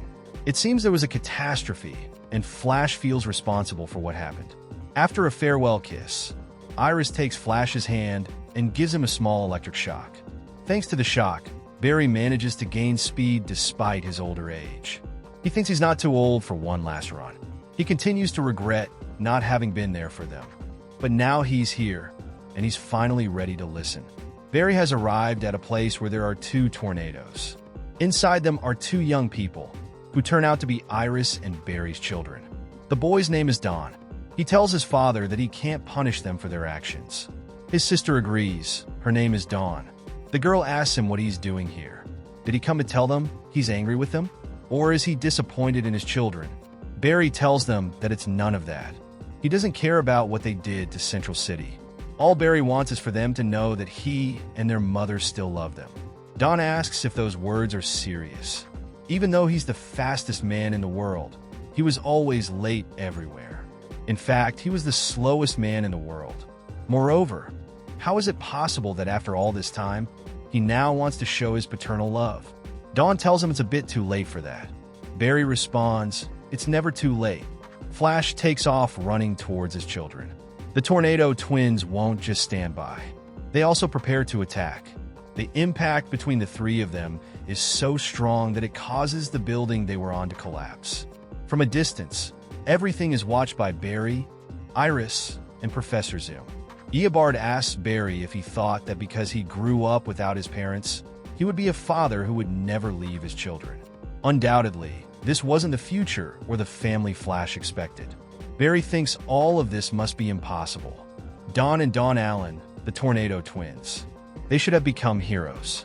But due to their parents' absence, they became rogues. Barry can't believe it. Moreover, he thinks the Reverse Flash is the cause of this future. The professor asks, could this be a happy accident resulting from your time adventures? Or is it simply that the kids never felt the love they deserved? When Reverse Flash returned to the 25th century after his last fight, he noticed some changes in Flash's story. The changes were minimal, and probably a beginner wouldn't have noticed them. But he's an expert, and he couldn't overlook them. Professor Zoom has just shown Barry his future through a machine. Iris asks Eobard why they should believe him or the machine. The professor tells her that his future doesn't care whether they believe him or not. The reality is that Reverse Flash isn't Barry Allen's greatest enemy. Barry's greatest enemy is Flash. It's very simple. For years, he's been in conflict with himself. Barry always pushed aside his personal things. He preferred to be Flash rather than a normal person like a forensic scientist or a lover. When Barry became a father, things didn't change. When his children said their first words, he wasn't there with them. What are the words Barry always says? I'm sorry I'm late. Those are the words he tells everyone. He also told them to his children. Iris is shocked by everything she's just heard. Barry asks her not to believe any of it. Eobard's words can't be true. Iris turns her back on him. She's very upset with him. Besides seeing everything that happened, Barry has always lied to her. Barry wants to explain the reasons for his lies. Iris doesn't need an explanation. She's not a fool. From the moment the professor ripped off his mask and she saw his face, she understood why he hid the truth. He wanted to protect her. Barry always left her hanging. Moreover, he often arrived late. Now she understands. Barry runs towards her. She asks him to stop. He's Flash and belongs to the Justice League. He saves the world every day. She's just Iris West. Since she has no powers or abilities, she means nothing. Barry tells her that it's not like that. He was going to tell her the truth. Reverse Flash interrupts this conversation. According to him, in all the alternate timelines, Barry never tells the truth. Iris always discovers it on her own. That's why Barry is always a liar. There's only one way Barry can avoid the future. He just saw and saved Central City. Flash has to run alongside Reverse Flash. He will take him to a place where he won't be able to hurt anyone else. Barry thinks about what he should do. Iris asks him not to listen to him. Barry asks Reverse Flash if he agrees, he will send Iris back to the past and stop bothering her. Iris didn't want him to leave. If they had worked together, they could have found another solution. After everything that happened, Barry agrees to go after him. Flash asks if he's being taken to another timeline. The Reverse says no. He will take him to the place of his creation, a world from which he will never escape. That world is the negative Speed Force. He will be there forever. He will remain alone in the darkness and be absorbed by the energy that fuels the Reverse's power. When Flash is absorbed by the terrible future he has just seen, it will end. The Reverse leaves, leaving Barry alone in the negative Speed Force. In this place, Barry begins to reflect. He thinks he should have said goodbye. He finally understands that he should have apologized to his friends and family. He always hurt so many people. He always made excuses for all his actions. In the end, he should have told them the truth. He loved his friends and family more than being Flash. Something starts to happen to Barry in the negative Speed Force. A black lightning bolt begins to take over him. Meanwhile, the memories continue. In them, he sees Mina getting lost in the Speed Force. Wally and Iris call him a liar. We return to Iris. She searches for a weapon to defend herself against the Reverse. This is a museum dedicated to Flash, so there should be a weapon from the Rogues. While searching, she finds a ray gun, which belongs to Black Hole. She had previously used it when she infiltrated the Star Labs. Suddenly, something else catches her attention. The museum has a room dedicated to Iris's life. She wonders if this is some kind of joke. Her entire future is laid out before her. Should she go in? The Reverse asks her to enter and take a look. She needs to see the life she will never have. Iris tries to escape, and Eobard tells her to stop. They need to have a talk like adults. He assures her that he's good at listening to people. Iris ignores him and keeps running. The Reverse says that she's probably used to Barry always being in a hurry and never listening to her. With the Reverse, that will be different. Iris stops. She wasn't really escaping. She was just looking for Black Hole's weapon. After all this time, she was tired of running. Iris threatens him and asks him to take her back home. After all, he promised he would do that. Eobard tells her that Barry isn't the only one who lies. Suddenly, something strange happens. The Reverse Flash is hit with a strong blow to the face. Iris wasn't responsible for that. The blow comes from the darkness. The hit is so strong that the Reverse is sent flying. Iris asks if the person in front of her is Barry. The Reverse Flash thinks this is impossible. How did Flash manage to escape the negative Speed Force?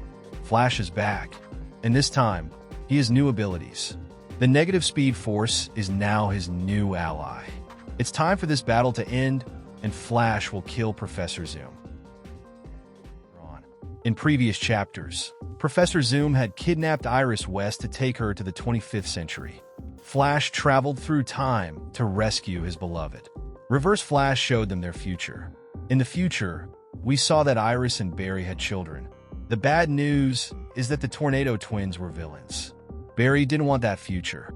Professor Zoom, offered him a solution. He would take him to the negative speed force. In return, Reverse Flash would fix his mistakes and return Iris to her time. As always, Flash fought his enemy. And as always, Reverse Flash betrayed Barry. While in the negative speed force, he combined their powers, becoming Negative Flash. Now that he's out, he's determined to kill Reverse Flash once and for all. The question here is, will Flash be able to defeat his greatest enemy once and for all? We start with Iris West. She's holding a weapon and trying to escape the museum. The fight between Flash and Reverse Flash has begun. Barry asks her to leave the place immediately. Iris asks what is happening to him. The battle between the two speedsters is intense, destroying everything in their path. Eobard Thawne tells Barry he loves his new look. While they fight, Reverse Flash tells Flash he's always been his greatest influence. It's amazing to see how the favor is being returned. Now Reverse Flash is Barry's greatest influence. He is now one with the negative speed force. He doesn't need the speed force to have his powers anymore. Reverse Flash has always been faster than Flash, and it's thanks to the negative speed force. If Barry thinks he can defeat him using the negative speed force, he's wrong. It's clear when Reverse Flash uses all his power. At this point in the battle, it seemed like Barry had the upper hand. But everything changed when Reverse Flash stopped and delivered a powerful blow. Eobard Thawne told Barry that if they joined forces, they could achieve so much. They just needed to stick together as friends. Those words only infuriated Flash. He stopped, grabbed Thawne by the head, and said they weren't friends. Flash picked up tremendous speed. Reverse Flash couldn't defend himself as Barry dragged him across the planet. It seems Barry has finally surpassed him, thanks to the negative speed force. The race ends, and the battle unfolds near some volcanoes. Barry lands a heavy blow on Reverse Flash, leaving him severely injured on the ground. Professor Zoom comments that this Earth is younger. Barry unknowingly took them to the beginning of the planet. Eobard tells him they've done this before. No matter what happens, they always end up traveling through time. History always repeats itself. Flash tells him to shut up and threatens to end it by breaking his neck. Professor Zoom gets up, gains momentum, and launches himself at Flash. Reverse Flash grabs him by the head and says that years ago, Barry's words about not being friends would have hurt his feelings. But now he's just managed to anger him. His fury is so great that it could seriously hurt him. Barry asks if he wants to know why he forgot him. The truth is, Flash forgot about him for a simple reason. It wasn't because of some cosmic event or timeline issue. He forgot because Thawne is utterly forgettable. The battle continues. The two begin running through time. Reverse Flash says this is ridiculous. They shouldn't be fighting like this. Eobard clarifies that he's not a fan of physical violence. His goal has always been to hurt Barry emotionally, as he did by killing Barry's mother. His purpose is clear. Watching Barry grieve his mother's death for a lifetime was better than any physical blow he could have delivered. The fight returns to the 25th century. Iris asks Barry what's going on. Flash asks Eobard why he doesn't stop. Why does he keep invading his personal life? Reverse Flash says it's the only way to spend time with him. Barry calls him pathetic for trying to ruin his future, just like he ruined his past. Barry starts running circles around Professor Zoom. It's time to end this.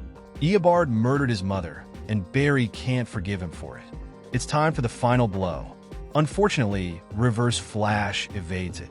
Eobard tells Barry that if he could kill his mother again, he would. But for now, he'll settle for something better.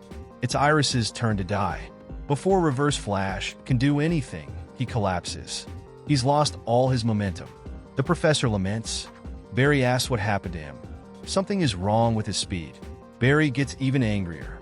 He brought them here to reveal their future, called Barry a liar, and spoke of all the people Barry has hurt. Eobard's goal was to make Barry feel bad, but he accidentally revealed his own pathetic truth. The professor is a sad, small nobody who wants to be like Flash. No matter what, no one will ever build a Reverse Flash museum. This relationship is over. Eobard gets up and asks if this is really the end. He still has a trump card. Does Barry truly believe killing his mother was terrible? That's not even in the top 10 horrible things Reverse Flash will do. Eobard says Barry will one day remember the night his mother died and wish he had died too. This isn't the first time Eobard has lost his powers.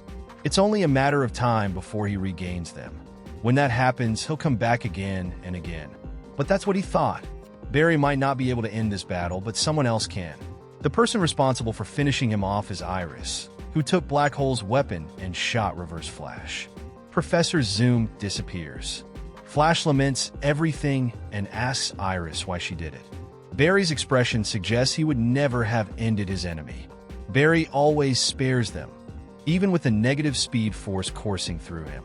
He can't kill anyone. Iris asks Flash to stay away from her. Barry says there's no reason to fear him. Suddenly, his skin tone begins returning to normal. Barry tries to approach her again, but Iris repeats her plea for him to stay away. Flash removes his mask and tells her everything was his fault. Lying put them in this situation, but he's Barry Allen.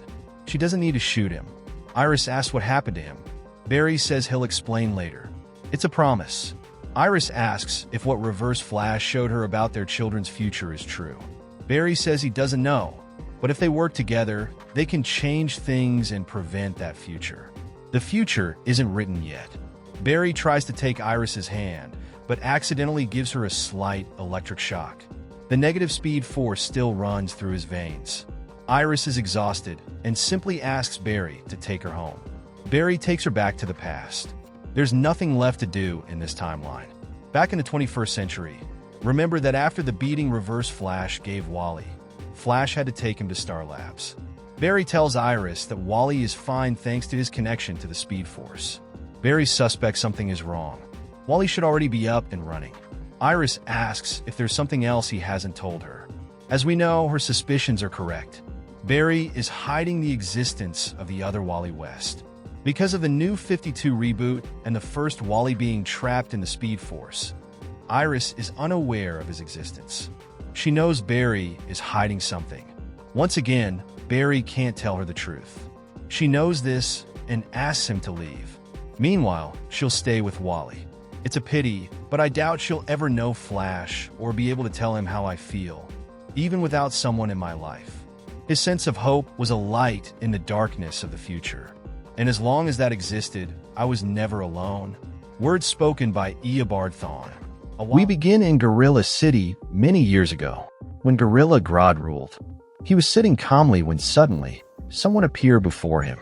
Grodd asked if he really thought he could come here and do whatever he wanted. But to be honest, Reverse Flash was much faster than Grodd remembered. Now he asked what he wanted. Professor Zoom replied that he only wanted to talk. Grodd said there was no need to talk since he could enter his mind and see all his fears. After all, he had tasted Flash's blood before. Perhaps it would be interesting to know what Reverse Flash's blood tasted like. Eobard easily escaped. He had already seen the gorilla's future and had an idea. With these words, Thawne managed to get Grodd's attention. Back in the present, Flash was running while remembering things. He knew he had made a huge mistake. A monster named Paradox wanted to destroy him and erase him from the timeline. Barry tried to stop him and lost. But he knew that someone had defeated Paradox before. That someone was Reverse Flash. So Barry brought him back to stop Paradox. That decision had a great cost. Along the way, Thawne killed Godspeed. Later, Barry arrived at August Hart's grave. There, he recalled some words Thawne had told him before, so he immediately left, leaving Iris alone in the cemetery. We travel back in time again. 2 years ago, the rogues were robbing a bank. Unfortunately for them, the police had them surrounded. Just before getting caught, all they saw was a yellow blur. Later, Captain Cold and Glider appeared somewhere else. This angered Captain Cold. He insisted they didn't need Reverse Flash's help to escape. Besides, the rogues hated speedsters and had no intention of working with one. Reverse Flash dodged their attacks without much trouble. Professor Zoom believed they could form a team. After all, he had seen their future, and they weren't going to like what would happen. The truth was, they should have teamed up a long time ago. Meanwhile, back in the present, Wally and Avery were fighting Tarpon when Flash suddenly arrived and took him down. He needed to talk. One of their old enemies, better known as Godspeed, was dead. Wally was shocked. He had never liked the guy, but that didn't mean he wanted him dead. Avery asked what had happened. Flash told them that Reverse Flash had killed him. Wally couldn't understand. Wasn't Iris supposed to have killed him with one of her future weapons? Barry confessed that he had to ask for Thawne's help to defeat another enemy. He had done so by bringing back a past version of Reverse Flash, thinking he could control him, but he was wrong. Flash told them that wasn't all. It seemed Thawne's plan was for Flash and his family to be together, but they had no idea when he would strike. It could be any day, when they least expected it. Until Barry took care of Reverse Flash, Avery and Wally needed to keep running. In other words, he wanted them to stay on the move to be safe. Flash hated leaving them like this, but Reverse Flash loved seeing people suffer. We travel back in time again. 2 years ago, at Iron Heights Prison, Trickster was planning his escape. Before he could do it, Reverse Flash arrived to help. He already knew everything. James Jesse would escape and pull off the greatest trick of his life in Central City, but in the end, he would fail because he hadn't teamed up with the Rogues. Now, Reverse Flash was offering him a chance to rise above that and prove he wasn't a joke. What Reverse Flash was planning was something big. He came from the future and wanted Trickster to help him get what he wanted. Thawne would make sure he pulled off the greatest trick of all time. Moving forward, Trickster asked why they also needed Turtle. Reverse Flash explained that the powers of the Still Force affected him too much to free him, but Trickster could help. Turtle demanded to be freed so they could kill Flash. Reverse Flash told Trickster to get to work. Meanwhile, Thawne had some calls to make. Back in the present, at the Flash Museum, Iris knew Barry was busy, but not too busy to clean up the damage from the battle. Normally, Flash would have repaired everything in seconds, but Barry was still grieving August's death. If he cleaned it up, it would feel like he wasn't respecting him. Iris told him they should get to work together. She would help him. More help arrived. Wally and Avery also joined in. They had done this before and were going to leave him alone. Barry asked them to leave. Wally questioned why. Did he just want to hide his grief in this place? Barry said he wasn't grieving. He was angry. Avery told him they were angry too. Besides, if they stayed together, they could protect each other. Flash wasn't worried about their ability to defend themselves. He trusted his team. But Iris knew the truth. Barry didn't want them to see what he was about to become. He was determined to kill Reverse Flash. We moved to the future with Reverse Flash. In the end, he was right. The future has not changed yet. Suddenly, a strong gust of wind takes him by surprise. Thawne calls out for them to come out and face him. These kids thought Eobard was dead, though that's something he hears quite often. They did everything he taught them, hoping he would be proud of them.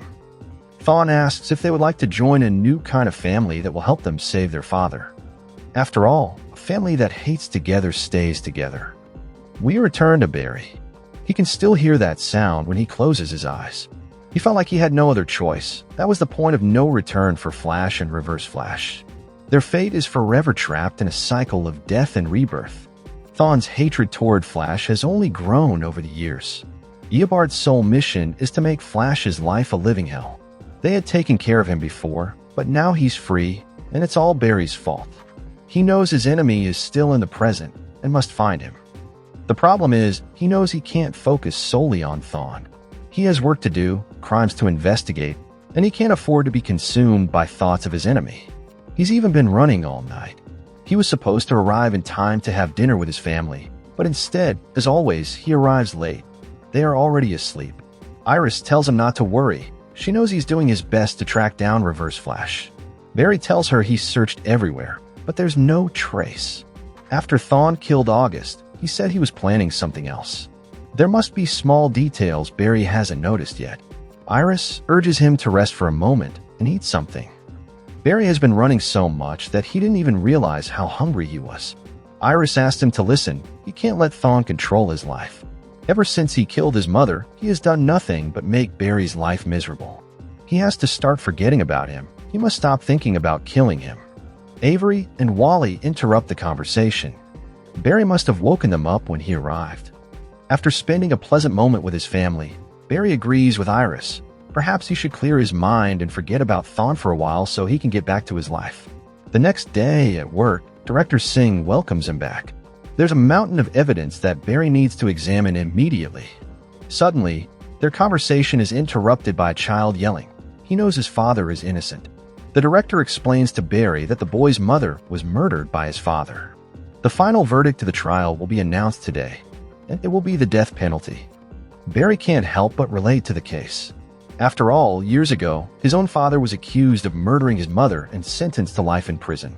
Barry decides to investigate and interviews the officers who arrested the suspect in this case. They tell Barry that they have no physical evidence, but they don't need it because the boy's father confessed. Barry immediately leaves. He was the one who collected all the evidence, the lab processed it, and he recorded the findings, but the evidence was inconclusive.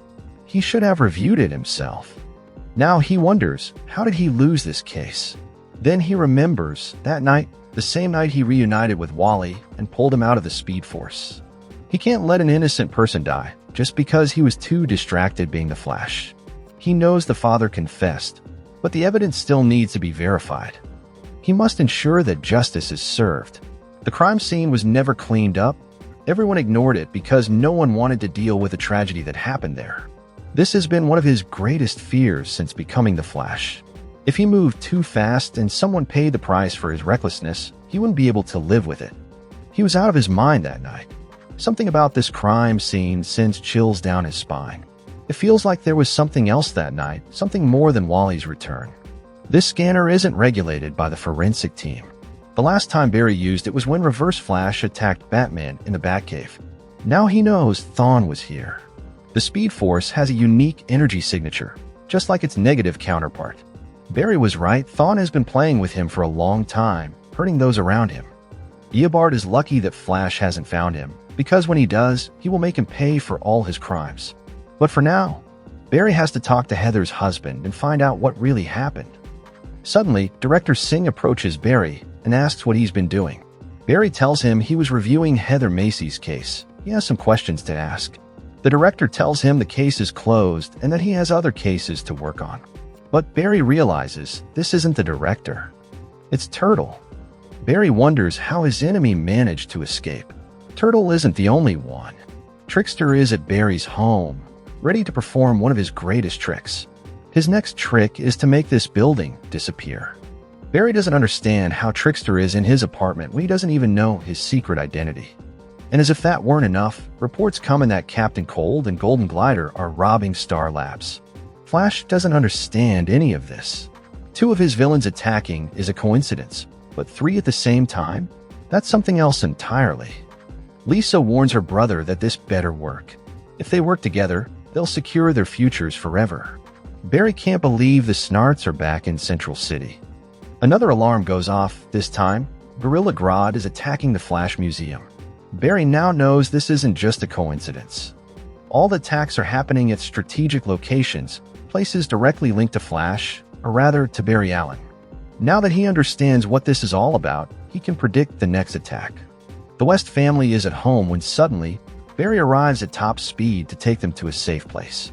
Outside Central City, Barry tells them that his villains are attacking the city. All these targeted locations are connected to Barry Allen. Iris tells him not to worry, they can take care of themselves. Maybe at this moment, he is doing exactly what Thawne wanted. Reverse Flash is attacking Barry's life from all sides. Iris knows what Flash must do now. He must start running. We begin with Barry Allen, who is trying to figure out exactly what happened. The attack on Central City by his enemies lasted exactly 5 minutes and 13 seconds. If you separate the numbers, you get 5 and 13, which corresponds to May 13th, Barry's birthday. Reverse Flash is reminding him that these attacks were not directed at Flash, but at Barry Allen. 5 of his greatest enemies, Turtle, Grodd, Captain Cold, Glider, and Trickster, all attacked Central City at the same time, but they managed to disappear before Barry could find them. Fortunately, no one lost their life. Flash bought pizza for everyone at the Flash Museum, but this is nothing more than an empty gesture. The pizza is good, but it won't erase the trauma for those who were under attack. They don't say it, but you can see it in their eyes. They're all asking the same question. Where was Flash when they needed him? He did nothing to stop them because he wanted to save his family first. Without a doubt, that's exactly what Thawne wanted. Now, Central City has paid the price for Flash's decision. This lab had always been a target. Barry thought it would be protected by the police force surrounding it. No one expected his lab to be attacked. This place always helped him separate Barry Allen from Flash, and now it's gone. No matter what happened in his life as Flash, this place was his refuge. His entire life changed here. More than that, it was where he sought evidence to ensure people got justice. Iris tells him not to worry, he can rebuild it when he's ready. Barry tells her that it's not that simple. If he were to rebuild it now, it would be selfish of him to restore his lab instead of helping the rest of the city. Thawne is still out there, playing with Barry, making him doubt himself with all these difficult decisions. He has to find him as soon as possible.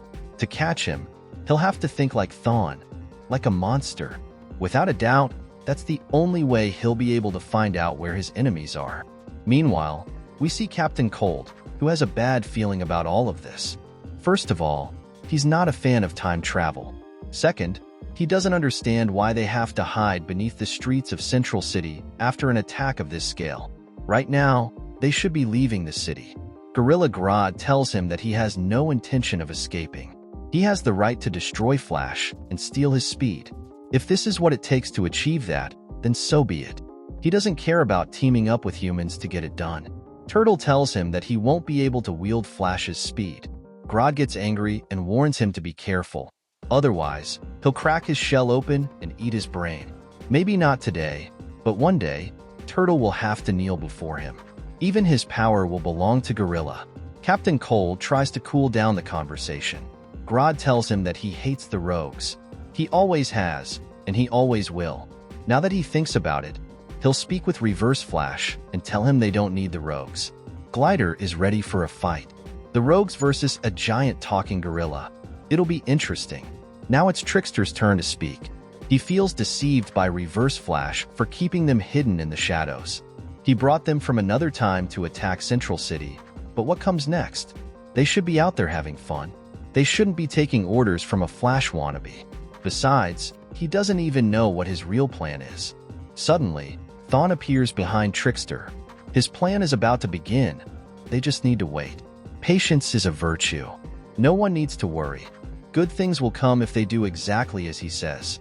Captain Cold agrees, saying that for now, Reverse Flash is their boss. But what will they do if Flash finds them? Eobard tells them that, of course, Flash will find them. The question isn't if, it's when. And there's one thing they must not forget. Thawne has a secret weapon. Meanwhile, we see Avery, who asks Flash why they're hiding again. She thought they were going to work together. Barry tells her that they're not really hiding, but it's dangerous to underestimate Thawne, which is exactly why Barry has a plan. He's thinking like Thawne now, and he knows their next target. They need to get them out of Central City as soon as possible. Thawne must have gathered his new Legion of Zoom for something bigger than just attacking the city. Now that Wally observes them closely, he realizes that Glider and Captain Cold aren't even wearing their old costumes anymore. Flash thanks him for the observation. Eobard must have brought them from different periods in the past. Once the Flash family leaves, Barry starts thinking. Before all of this started, he was investigating a case similar to his mother's murder, one that also involved Thawne. But then the attack happened. This can't be a coincidence. There are many ways Reverse Flash can hurt Barry. One of them is through his father. Henry receives a call from his son. To be honest, he finds it strange. Barry has never called him before. Barry asks if he saw what happened in Central City. Henry says he's aware of it, so he decided to go to a safe house. He saw the news and knows his son is busy, but he wants to tell him that he's proud of him. He must never forget that his family loves him, and he can't let anyone use that against him. His father will be fine. Barry says goodbye, but not before telling him that he loves him. That's exactly the problem. His father doesn't understand that no matter where he goes, everything is a trap. But now that he knows his father is safe, it's time to return to his childhood home. He has come to this place many times. He ran to the past to remove Thawne from the timeline after he killed his mother, but that was exactly what the Reverse Flash wanted. It was what set him free again. The Legion of Zoom is not here. Thawne's speed comes from the negative speed force, but something feels strange here, something different. Flash is shocked when he sees them. These are his children from the future, the Tornado Twins. They have never seen their father in that suit before, except in old holovideos. Barry is immediately attacked by his children. Flash begs them to listen. They need to know that he is sorry. He saw what happened in that future and apologizes. Thawne tells her brothers that their father does remember them. That's sweet. In the future, he told their mother that the month he spent in the 30th century with her was one of the most hopeful and happiest times of his life. But then Flash left to save the multiverse. And when their supposedly dead father came back to life, he didn't visit them. Barry didn't care about how his children were doing. All this time, it was Uncle Eobard who cared for them and defended them. He saved their lives and showed them how a true Flash should act. Barry doesn't know what Thawne told them, but they don't have to fight. Barry can help them. His children refuse his help. After all, help is already here. Suddenly, Gorilla Grodd appears and delivers a powerful blow to Barry. Flash is surrounded by the Legion of Zoom. There is nowhere left to run. Dawn is the next to attack. Barry should have been there for them. Trickster follows, seemingly dealing with his own father issues. After all, Thawne was right about Flash. Turtle is next, ready to steal Barry's speed, savoring it like fine wine. The twins stop Turtle before he can finish him off. They need Flash alive. And by the way, now that they've captured him, he shouldn't even think about vibrating. If he does, his children will use his speed to hold him in place. Professor Zoom has also arrived. He tells Barry that now he can see the finish line ahead of them. A lifetime ago, he traveled back from the 25th century and tried to be Flash. He wore Barry's face, ran in his shoes. Even when he was dead, his presence was still felt. It was impossible to replace the legend of a dead man. No matter what the Reverse Flash did, he could never truly become Barry Allen. It's time to change that. Suddenly, the Reverse Flash begins to vibrate at an incredible speed. The right vibration frequency can do incredible things. Flash has to brace himself, because this is going to hurt. The Reverse Flash begins to take over Barry's body, causing him unbearable pain.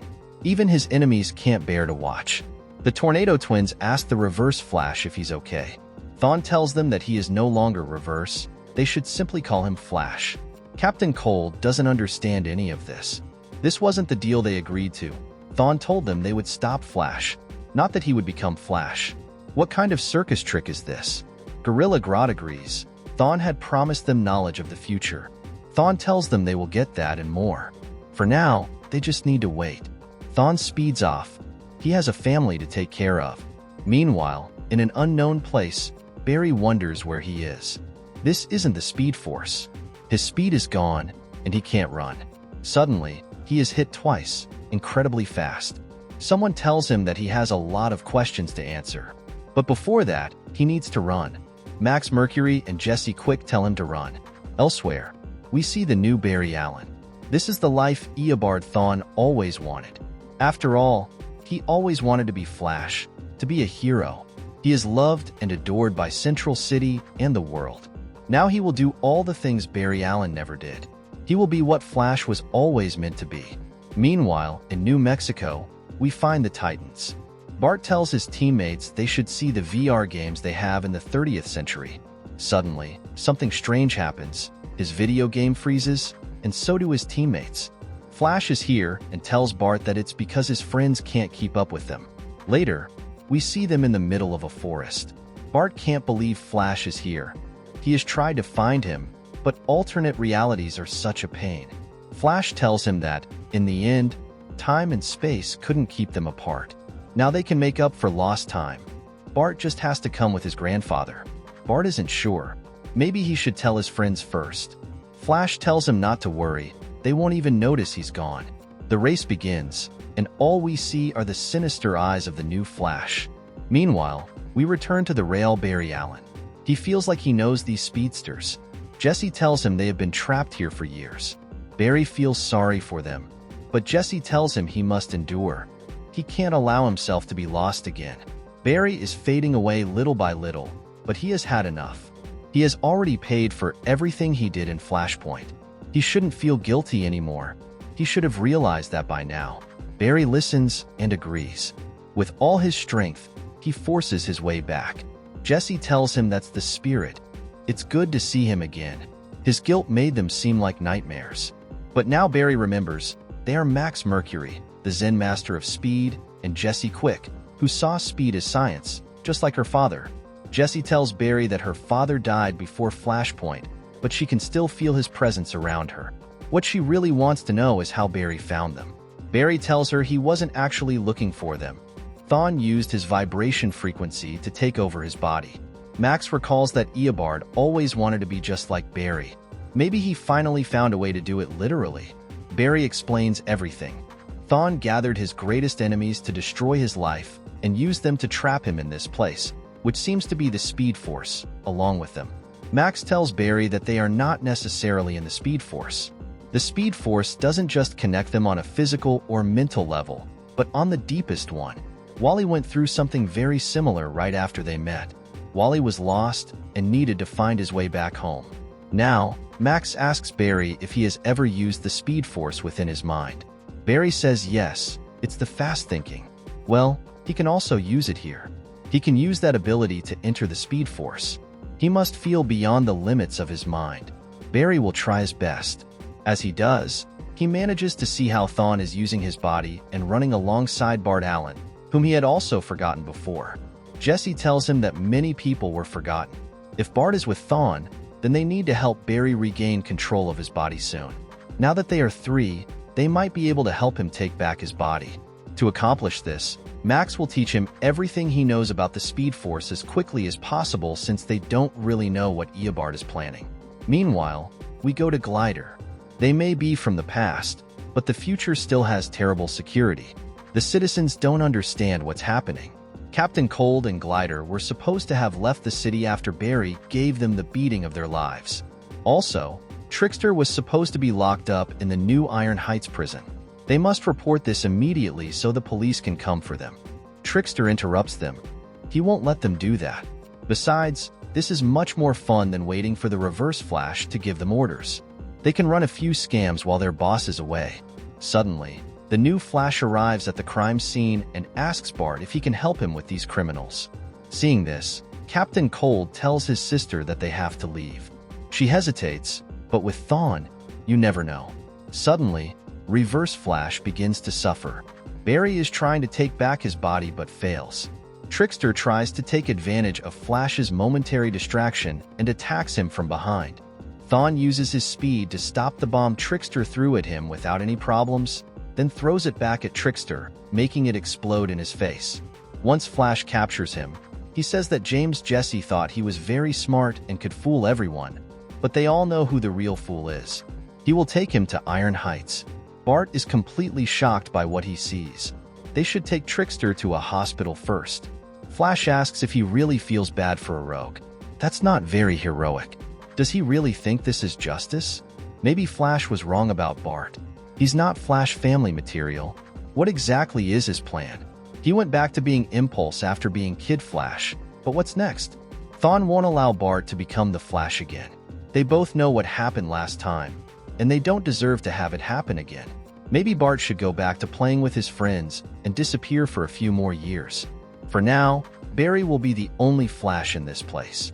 Thawne leaves, and Bart starts crying after hearing the words of the man he believes is his grandfather. Meanwhile, Grodd asks where Thawne is. He simply ran off with the real Flash's body and left them waiting again. Flash's children ask him to be patient. Uncle Thawne always knows what to do. Suddenly, Glider and Captain Cold arrive. It was a mistake to leave. Thawne is playing the role of Flash too well. Surprisingly, Thawne arrives at the scene, visibly angry. He had told them to stay put. Grodd tells him he has no right to bark orders at them.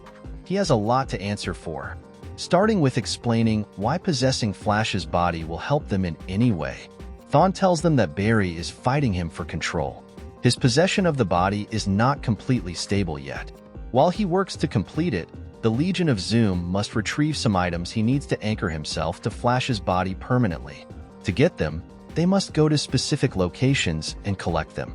If his team does that, he will give them the keys to their future. As Thawne leaves, we only see Trickster smiling on the ground. Meanwhile, we go to Blue Valley, Nebraska. This is the West family's hideout. Iris's mother used to bring them here when her father was going through one of those rough times. This place still belongs to her, but she doesn't usually come here. There are too many bad memories. Outside the house, Wally tells Avery that they can't just stay in this place and do nothing. Avery knows that, but Barry asks them to stay here and protect Iris. They must keep her safe from Thawne. If anything bad happens, they will be the last line of defense. Suddenly, Flash appears before them. He is proud of what they have done. Wally doesn't understand. He thought the plan was to stay out of sight for a few days. Iris comes out of the house and asks Flash how he found them. Flash removes his mask and says that he always knows how to find her. After all, Iris is his lightning rod. Besides, he has already taken care of Thawne. As for the Legion of Zoom, he just needs his family to help him stop them. He knows where they are headed. Before he can do anything, Bart arrives and delivers a hard kick to Flash's face. Bart knows this isn't Barry Allen. He isn't cruel. As he lands blow after blow, he tells him that Barry might be quiet, distant, or even weird, but he is never cruel. Therefore, this man is not his grandfather. After that series of hits, Bart sends him flying with a whirlwind created by one of his arms. Wally doesn't understand what's happening since neither of them knows each other at this point in time. They both claim to be Kid Flash. Well, Bart now goes by Impulse. Avery feels that, after everything that just happened, the name Impulse suits him well. In the distance, Thawne is recovering from the attacks. He should have killed Bart when he had the chance. Back with Wally, he asks Bart why they should trust him. For Iris, it's simple. After all, they're family. Bart regrets not visiting Iris sooner. He had been working with Young Justice, and he's sorry. But he was afraid of seeing how different this world is now. He worried that his grandmother wouldn't recognize him. Iris hugs him. Of course, she remembers him. There's no way she could forget her grandson. Seeing this, Wally is confused. Bart asks where the original Wally is. He can help them defeat Thawne. Eobard recovers and runs up to them. Soon, they will reunite with Wally if that's what they want. The Flash family was always more of Wally's thing. Thawne is glad he doesn't have to worry about him anymore. But maybe that's what the old Barry never figured out, that he doesn't really need a family. They only slow him down. Maybe the best version of Flash is one where he has no family, one where he runs alone. Maybe that's the best Flash. Iris tries to protect her family. Everyone here already knows that he is not Barry Allen. Eobard has already tried this before with Wally, as well as on Iris's wedding day. Thawne asks if she is trying to give him a history lesson. She doesn't need to. After all, he already knows all their futures. But maybe he should speed up her death right now. After all, he has always enjoyed helping people die before their time. Suddenly, someone new arrives. This is the original Flash, Jay Garrick, who, with all due respect, asks Thawne to step away from those kids. We start with Barry Allen, who wonders what the starting line is. Max tells him that it is the Big Bang for the Speed Force, a mere point of creation that connects it to space-time. Jesse tells Max that he completely made up that name. Max only did it to have a more efficient term and save time in the explanation. Well, with all that said, Barry asks how they will get out of this place. Jesse tells him that they have been trapped here for years due to timeline changes. But with Barry, it's different. After all, his body is still on Earth, so they could use it as an anchor to escape. In the past, Barry might have been lost in this place, but now, he knows how to think faster. He can use that ability to counter Thawne's control. Either way, Barry must not let his thoughts slip away. Instead, he must look deeper within. Meanwhile, we return to Eobard Thawne, who is fighting against Jay Garrick. For Thawne, it is a surprise that Garrick has come here to try to save the world, but he has already seen his future and knows that he is merely a footnote in history. Wally and Avery don't understand how Thawne has Barry's body, and besides, who is that guy with the helmet? Bart tells them that he is the first Flash. Now, he asks if they can help him. Jay asks them to stay away from this place. As he does so, Thawne lands a hard kick that knocks him down without much trouble. He's just a forgotten old man telling him how to be the Flash. Suddenly something starts happening to Thawne. It seems that Barry is much faster than he thought, so Flash is going to run out of this place. He must finish his plans once and for all. Jay Garrick slowly recovers. Wally suggests looking for the Legion of Zoom. If they do, they might discover what is really happening. Iris tells them that they might be able to find them. She just received an email from the newspaper. Meanwhile, we join the Legion of Zoom. They have followed Reverse Flash's instructions, gathering pieces from different locations. The city is in chaos due to their attacks, and the police can't even keep up with them or figure out what they're planning. Flash and his enemies obviously have their hands full. It's true that Captain Cold hates Flash and would be willing to do almost anything to defeat him, but this is too much. Trickster agrees, desecrating the grave of a woman they don't even know? It seems like Thawne has lost his mind. The Tornado Twins don't understand why they are questioning Reverse Flash's plans when he has already been a better father than Barry Allen. Thawne arrives and thanks them. He needs Nora Allen's body. Nora's body is a crucial marker in this timeline. That's why she contains temporal energy. If he can extract that energy, he will take full control of this body, and Barry Allen will be gone forever. He would do it himself, but Barry is fighting to reclaim his body, and time is running out. However, that doesn't matter. He already has everything planned. Back with Barry, he can feel it. He has regained control of his body. Max tells him to let his emotions guide him toward his memories. He must free himself from his preconceived notions about the Speed Force, clearing the obstacles in his path. Max used to tell Wally to think less and be like water, but that wouldn't work for Barry. He is different. He needs to embrace his science, recall his facts. That will help him run. Suddenly, someone new arrives. This is Thaddeus Thawne, a twisted clone of Bart. It seems that Thawne also sent him to this place. Jesse didn't think he was still alive after all the disastrous things he did in Flashpoint. Barry only sees a kid who is just as hurt as Reverse Flash. This interruption is only wasting time, and Barry assumes they're not getting out of here anytime soon. Back with Reverse Flash, he demands that the Legion of Zoom hand over Nora's body. The Rogues don't want to do it. In fact, they are already tired of all this. Thawne gets angry. When he becomes the Flash, they will have everything they ever wanted. They will dominate the past, present, and future. Before they can continue talking, the Legion of Zoom is attacked. Thawne has messed with the wrong family. Jay Garrick and the Flash family are here. Thawne should have known that Jay would use his connection to the Speed Force to track him down. Though in reality, they had another clue about where they would be. This was all thanks to Trickster. Reverse Flash gets angry and makes Trickster disappear. Everyone wonders if he just killed him, though it seems more like Thawne sent him back to the past. Thawne orders his adopted children, the Tornado Twins, to make their father proud. They must face the family that has always ignored them. The twins begin attacking with whirlwinds. Bart regrets that they never had the chance to truly know each other, but they are not evil. They shouldn't be. They shouldn't be doing this to Grandpa. Don gets angry at those words. They have no idea what they've been through. Their real father abandoned them. Bart knows perfectly well what it's like to grow up without a father, but he was lucky enough to find a family that filled that void. He never lost hope that the twins would be reunited with their real family. Don touches Bart and can't believe what's happening.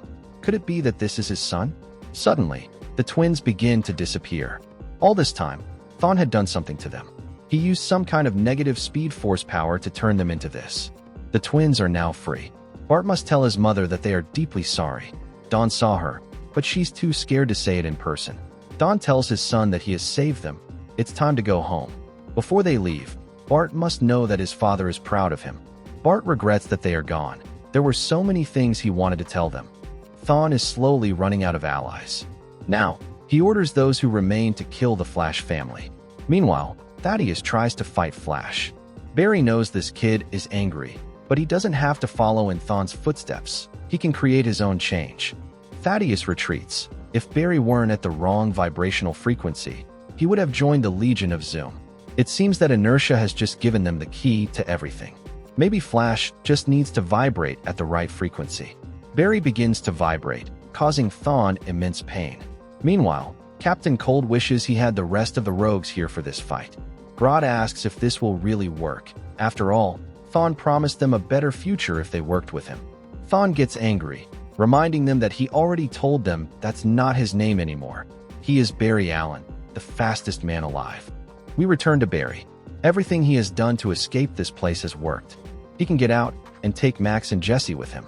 Unfortunately, they won't be able to leave, but once Barry is free, he must stop the Reverse Flash and land a few punches on him in Jesse's honor. Barry refuses to leave them behind. They also deserve to be free. On Earth, Eobard continues to suffer.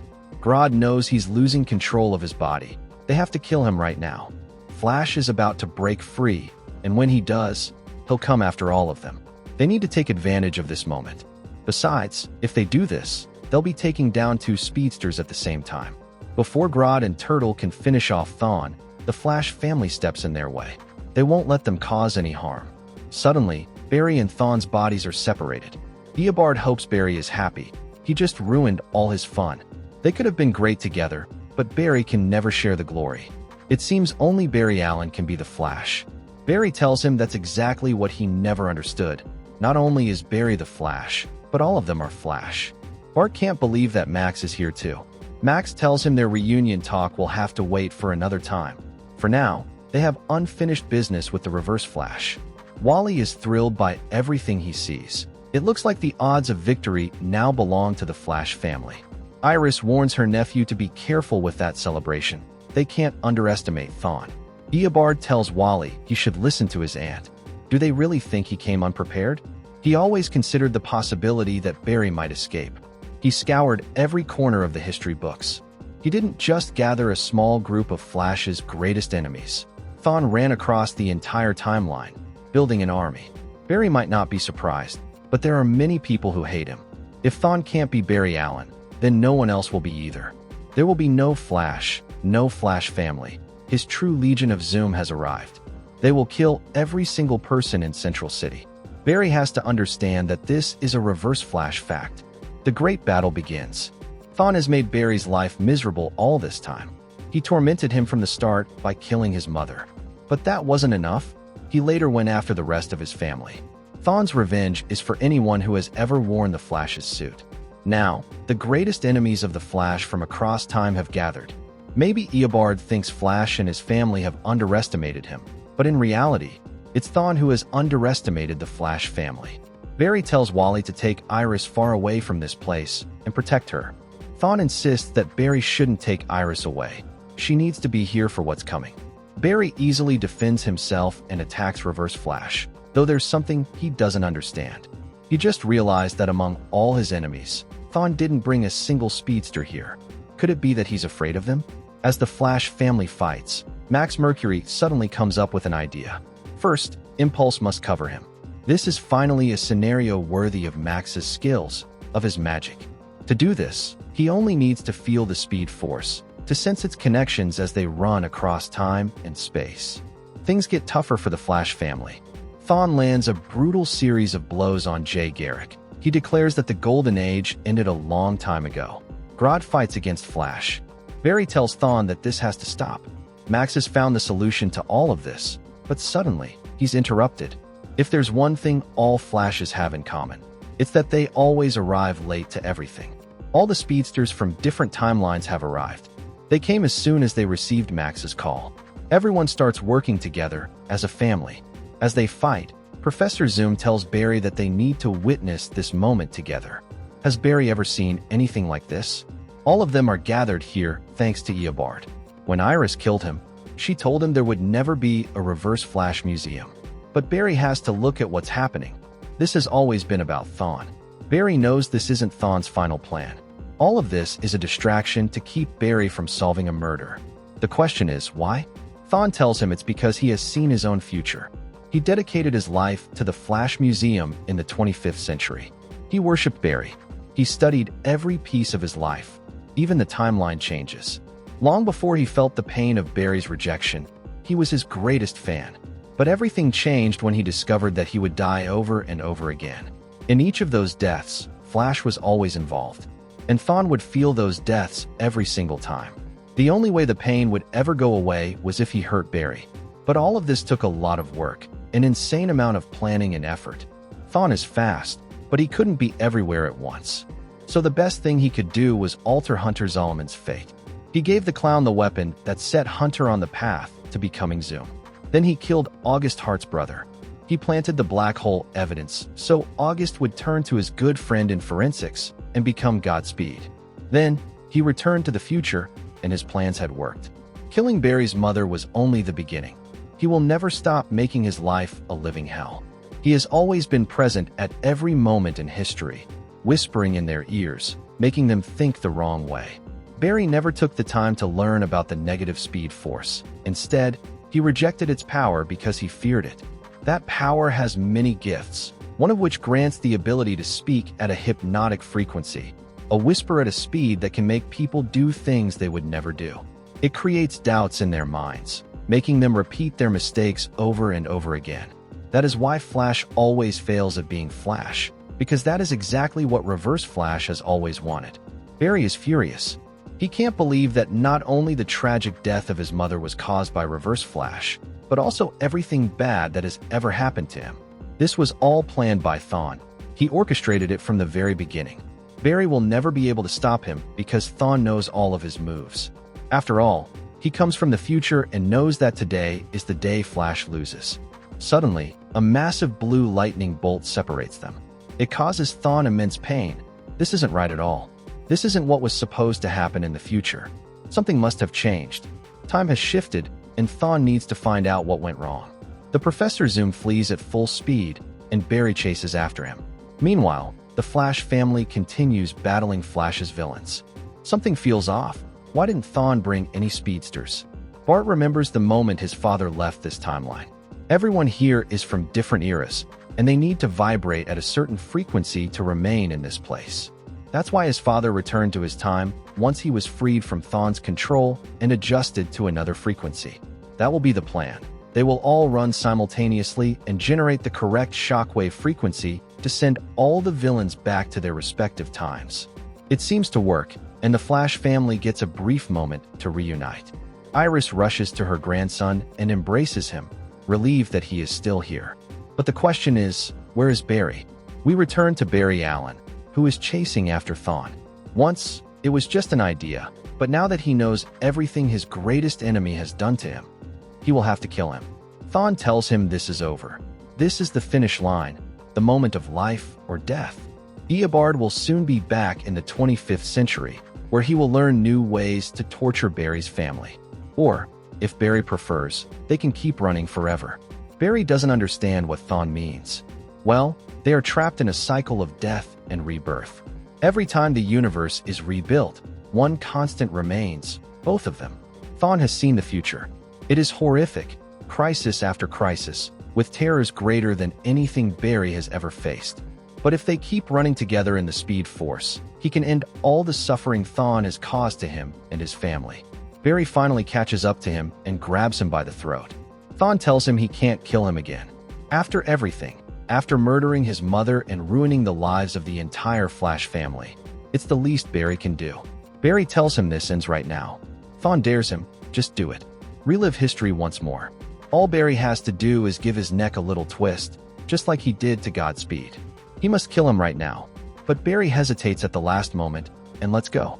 He's tired of making the same mistakes he always has in the past. Thawne smirks. Can Barry feel that doubt creeping in again? Does he truly understand how many tragedies in his life, how many of his mistakes, were because of Thawne? His entire life has been controlled by Eobard. Even if Barry tries to push him out of his mind, Thawne will always be inside his head. He urges Barry to embrace his hatred and finish him. Barry removes his mask. It's time to do something different, something new. He is not going to kill Thawne as he once intended.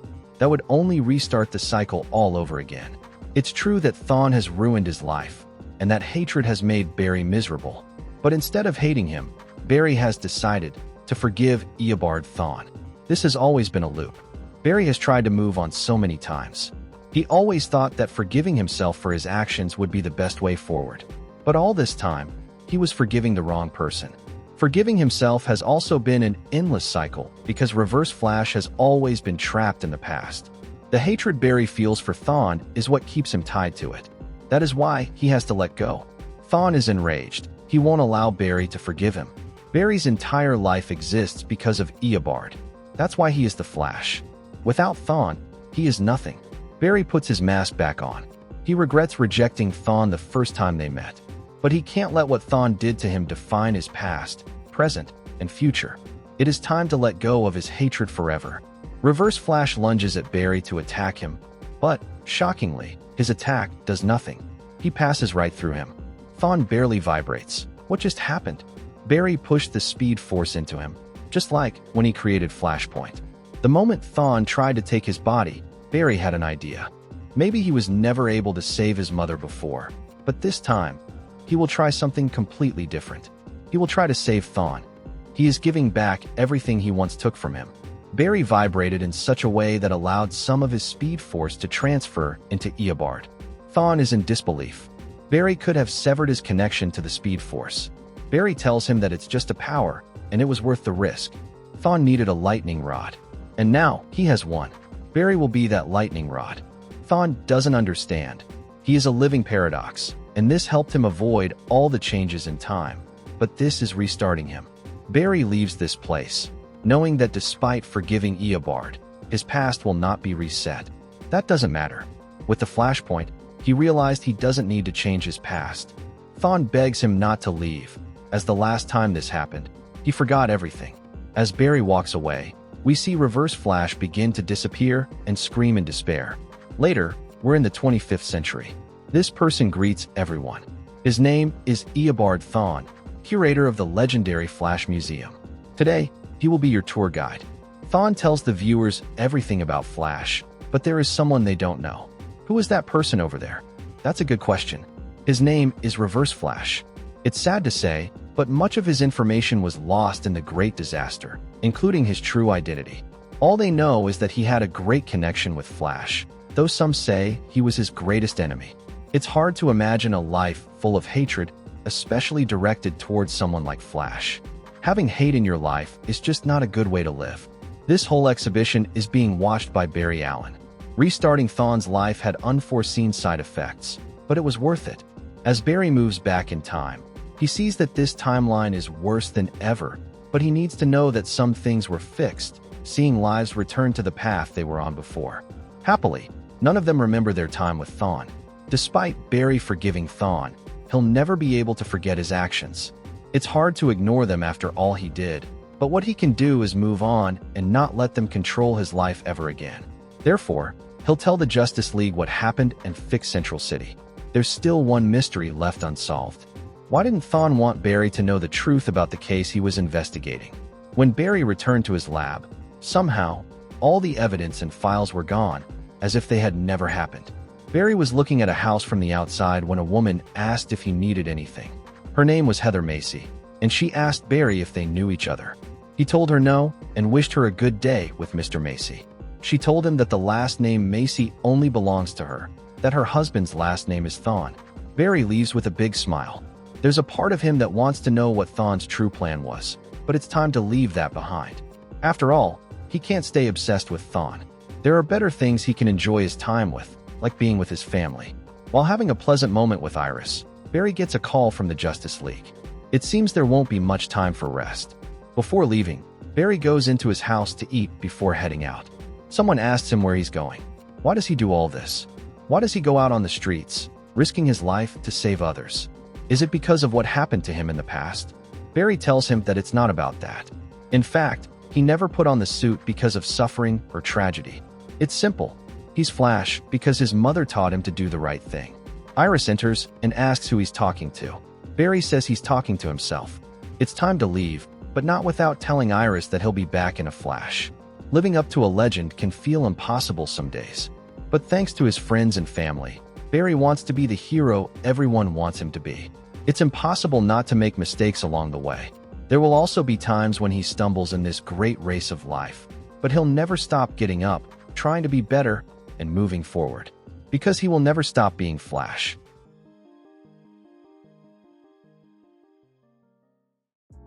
Thank you very much for watching this video. Don't forget to comment, like, and subscribe for more content like this. I'm TJ Prime, and see you in the next video.